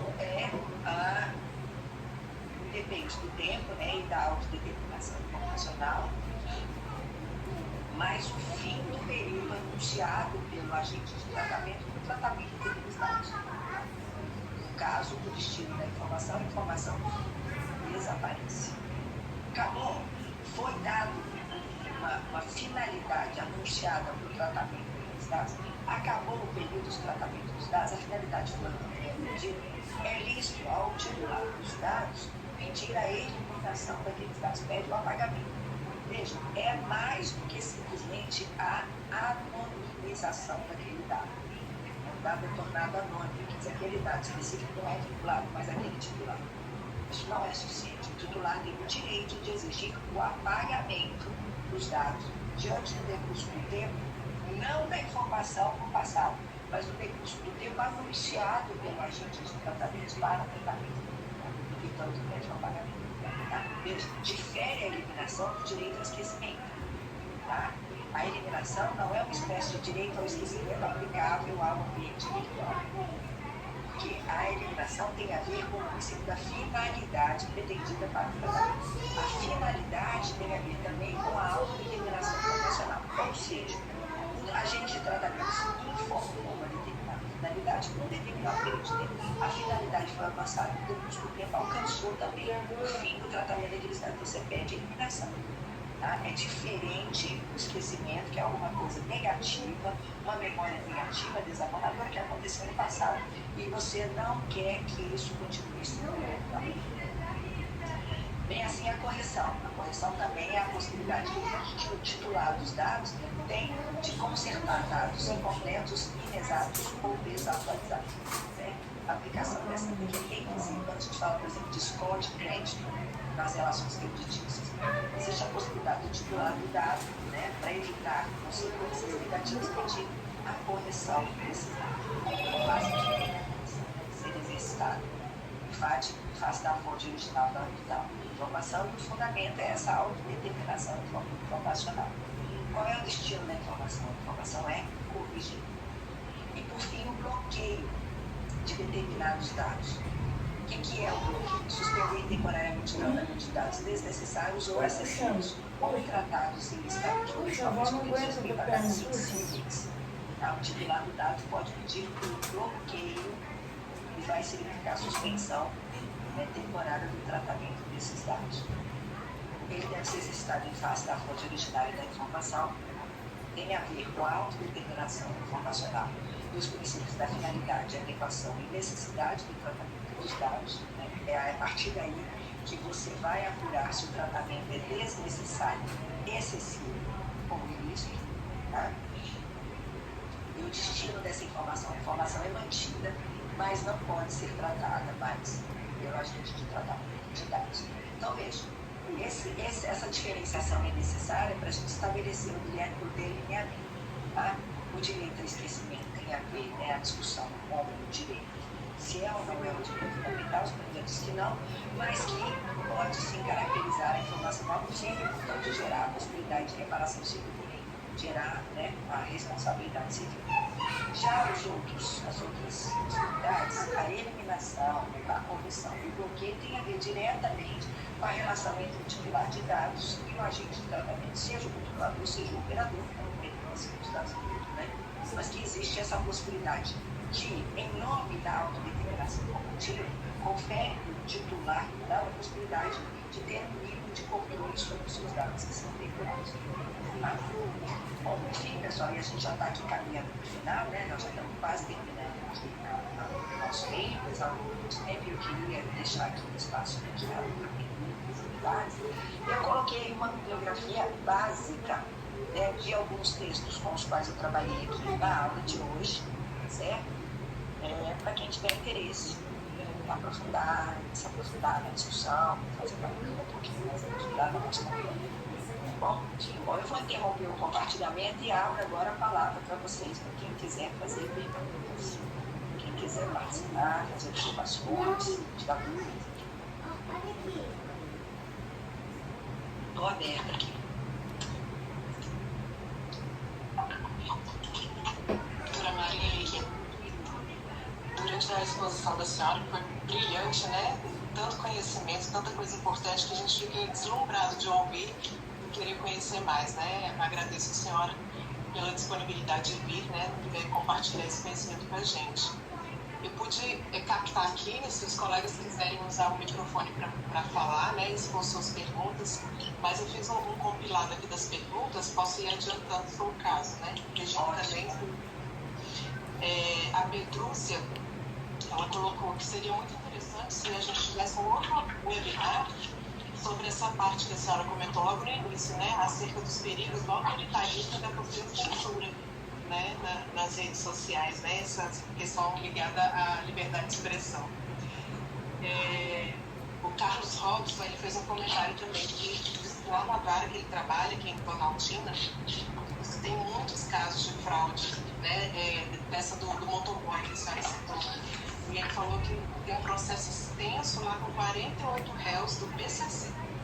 A gente vê que é uma coisa que tem raiz em outros lugares também, né? Desculpa, Alessandra, só o nome? A primeira foi a Petrúcia, a depois o Carlos Robson. Carlos Robson. Ok. A senhora quer fazer algum comentário? Posso seguir? Não, eu estou ajudando, pode seguir. Ah, tá. E aí, o Carlos Robson ainda comentou, né, que aparecem muitos crimes desses pelas redes sociais, lá no juizado, né? Só ratificando um comentário que eu fiz, que os crimes têm raízes, né, muitas vezes em outros locais, em outros crimes mesmo, né? A Patrícia Rodrigues comentou que as novas gerações não sabem como viver sem rede social. A vida social deles depende disso.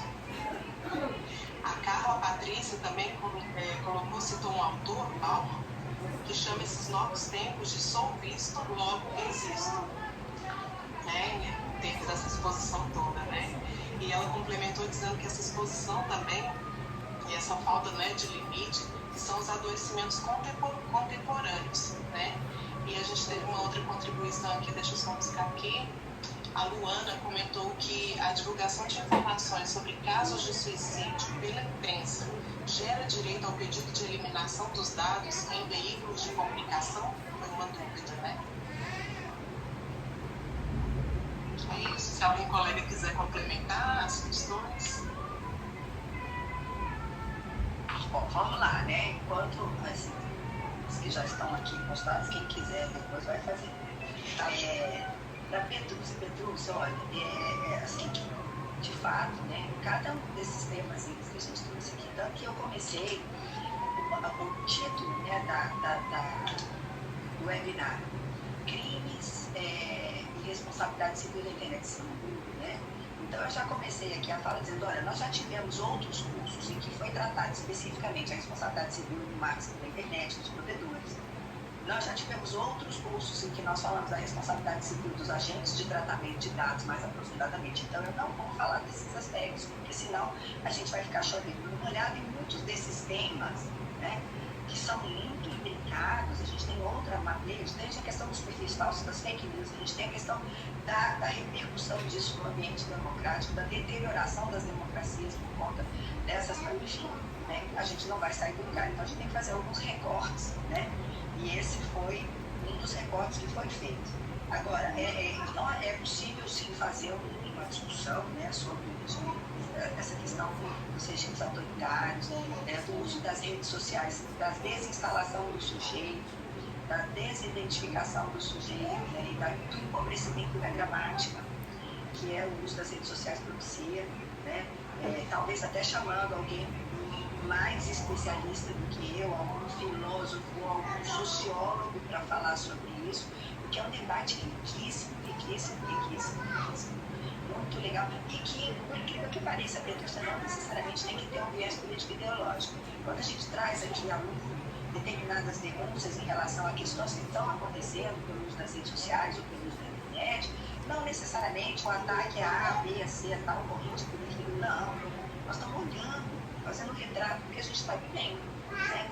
E talvez trazer um outro especialista de um outro campo, ou da psicologia também, né, que está falando com a Regina, porque é um debate riquíssimo e interdisciplinar.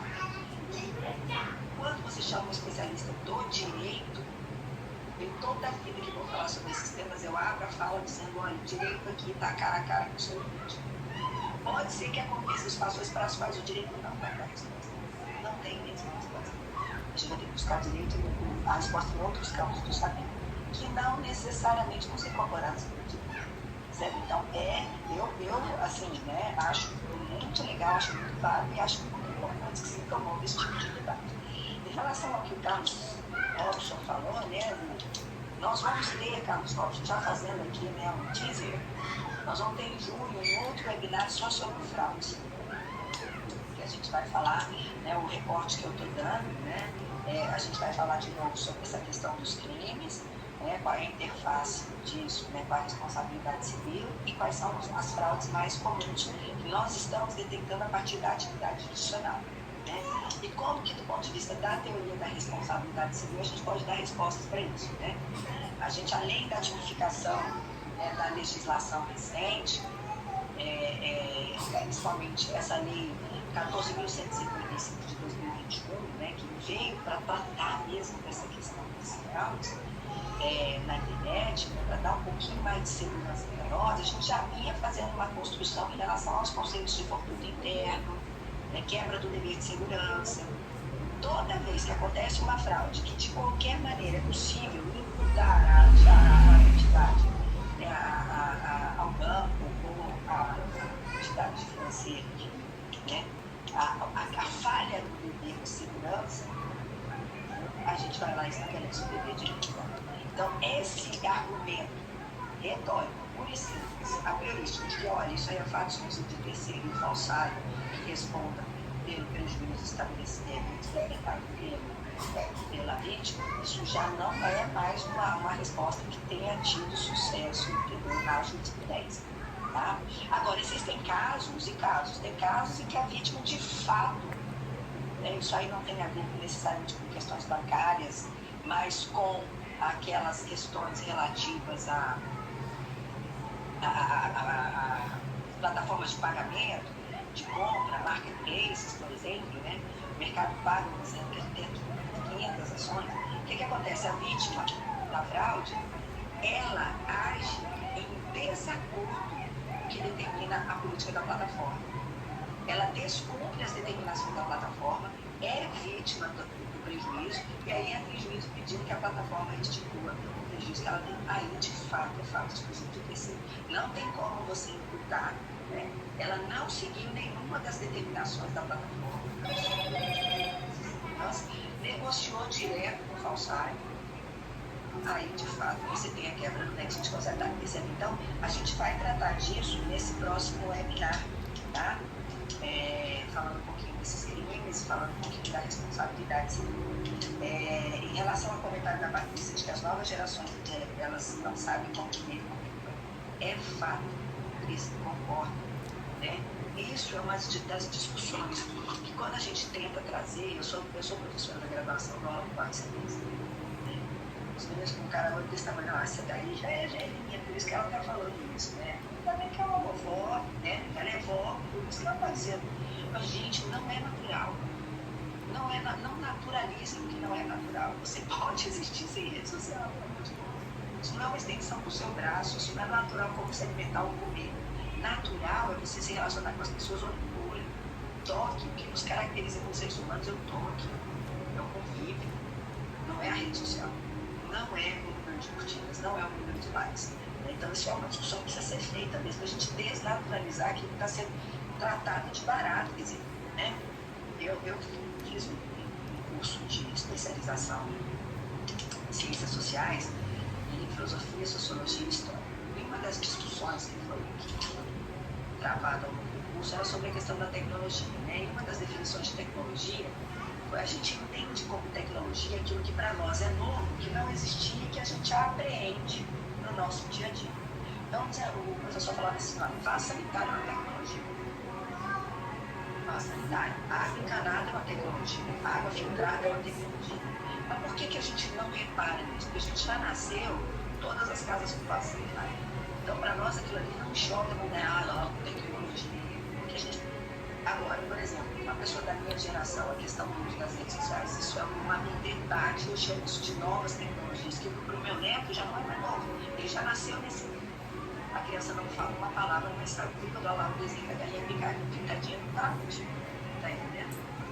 Então, para ele, isso não é mais uma nova tecnologia, isso é uma coisa natural da vida. Só que o limite disso precisaria ser repensado, né? Porque está caminhando, empurrando a gente para uma fronteira muito perigosa, né? Da desumanização, a desmaterialização dos objetos da vida, né? A internet das coisas, as coisas aprendendo, baixando, aprendendo entre si, né? Empurrando a gente para um limite cada vez mais perigoso da desumanização, da transhumanização, né? Que tempo atrás você falar disso, fala, isso é coisa de ficção científica, né? Coisa que não tem. E tá aí, né? Hoje, não é para amanhã, tá aí agora, né? Então, Patrícia, é um debate que a gente precisa fazer, né? O Barman, Carla Patrícia, ele fala, né, a questão da maternidade digna, né? Ele desdobra isso, ele tem acho que 35 livros publicados, ele fala sobre a questão do consumo, ele fala sobre a questão da vigilância, da hipervigilância, a sociedade da vigilância, né? Ele fala dessa questão da hiperexposição, ele é um dos muitos sociólogos, né, que denuncia mesmo isso, né? O Gilles Lipovetsky, com o princípio moda, né, essa superexposição, não basta mais você viver a experiência, você precisa mostrar essa experiência não mostrada, é uma experiência não vivida. Como é que seu avatar vai se comunicar com outros avatares no ambiente virtual se você não posta lá onde você comeu no almoço? O que teoricamente não deveria interessar em ninguém. O povo tem um gosto mórbido por isso. E aí você vê fenômenos como os digitais influencers que tem por aí. A pessoa tem centenas de milhões de seguidores. E o que ela faz da vida? Nada. Ela estuda alguma coisa? Não. Ela pesquisa alguma coisa? Não. Ela é uma pessoa bonita? Não. Ela se veste? Não. Ela, por algum motivo, caiu nas graças e ele expõe a intimidade e faz aquelas postagens. Fico meio pra onde foi, o que foi. E tem lá 450 mil seguidores dessa geração, né? E a questão da Luana, a divulgação de suicídio gera o direito à eliminação. Eliminação, Luana, é um termo muito específico que tem a ver com o fim da finalidade ou o fim do prazo do tratamento dos dados previstos pela LGPD, certo? Então, você pedir para eliminar dados significa que ele dá, houve ou a autorização, consentimento formal do tratamento do dado, ou está se tratando de uma daquelas outras hipóteses lá da LGPD. Fim da finalidade anunciada pelo agente de tratamento é um direito do titular do dado pedir a eliminação, talvez. Isso aqui, o direito à eliminação dos dados tem a ver com o tratamento e não com a informação. A pergunta que você me fez tem a ver com o direito da informação. Direito à informação. Então, aí a gente já está falando de direitos fundamentais e o cotejo disso, né? Existe um certo pacto, isso não é positivado, de que não se dá publicidade, não se veiculam informações a respeito de suicídio para não fomentar, né, essa prática. Então, você pode ver que os suicídios eles não são divulgados, existe um pacto. Não vão divulgar porque isso aí é muito ruim, né? Você pode estimular isso maciçamente, né? Agora, se eventualmente houve a divulgação pela mídia, seja a mídia impressa, seja a mídia digital, de um determinado fato de suicídio, pode ser, a partir das circunstâncias do caso concreto, que sim, você tenha lá legitimamente interesse ou na desindexação daquilo, dos buscadores, né, dos motores de busca, ou eventualmente até uma discussão sobre um eventual direito ao esquecimento ou uma possibilidade de indenização quando houver a divulgação ilegítima causando sofrimento, angústia, né, para quem foi vítima do processo relativo àquele suicídio. Aí você vai estar falando do direito à informação, o direito à proteção da dignidade da pessoa humana, privacidade e dignidade de outro, e aí só o caso concreto é que vai, né, dizer na ponderação qual desses princípios deve prevalecer, tá? Mas não é eliminação. A eliminação é uma coisa que tem a ver diretamente com o tratamento, tá? Se eventualmente o dado estiver sendo tratado, aí sim, você está falando diretamente com o agente de tratamento de dados, aí você pode pedir isso. Pelo que a ideia que você trouxe, tá?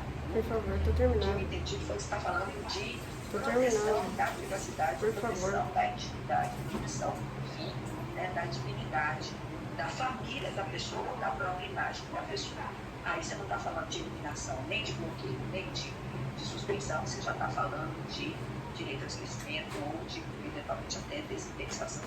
Tá? Isso deve ter respondido.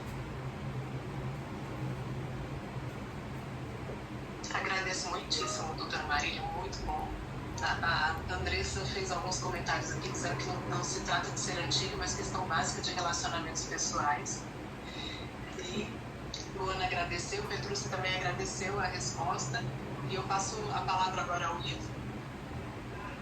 Mais uma vez, a gente fica muito feliz com essa nossa primeira experiência, né, Beijo de Dev Talks.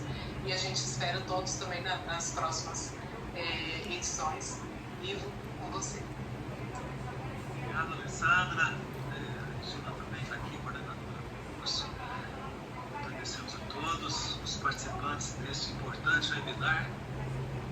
DF Talks, crimes, conteúdos potencialmente perigosos e responsabilidade civil na internet. Obrigado, professora e magistrada Marília de Ávila e Silva Sampaio, pela excelente exposição. Agradecemos a todos os participantes. Quero só lembrar da frequência que será validada a presença não pelo link conforme já acertado, mas pelos presentes.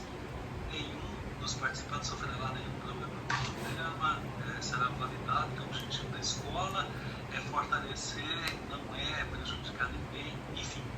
Então, os participantes terão sim a sua frequência validada. Nós tivemos hoje o primeiro encontro de uma série de 8 durante todo o ano, né?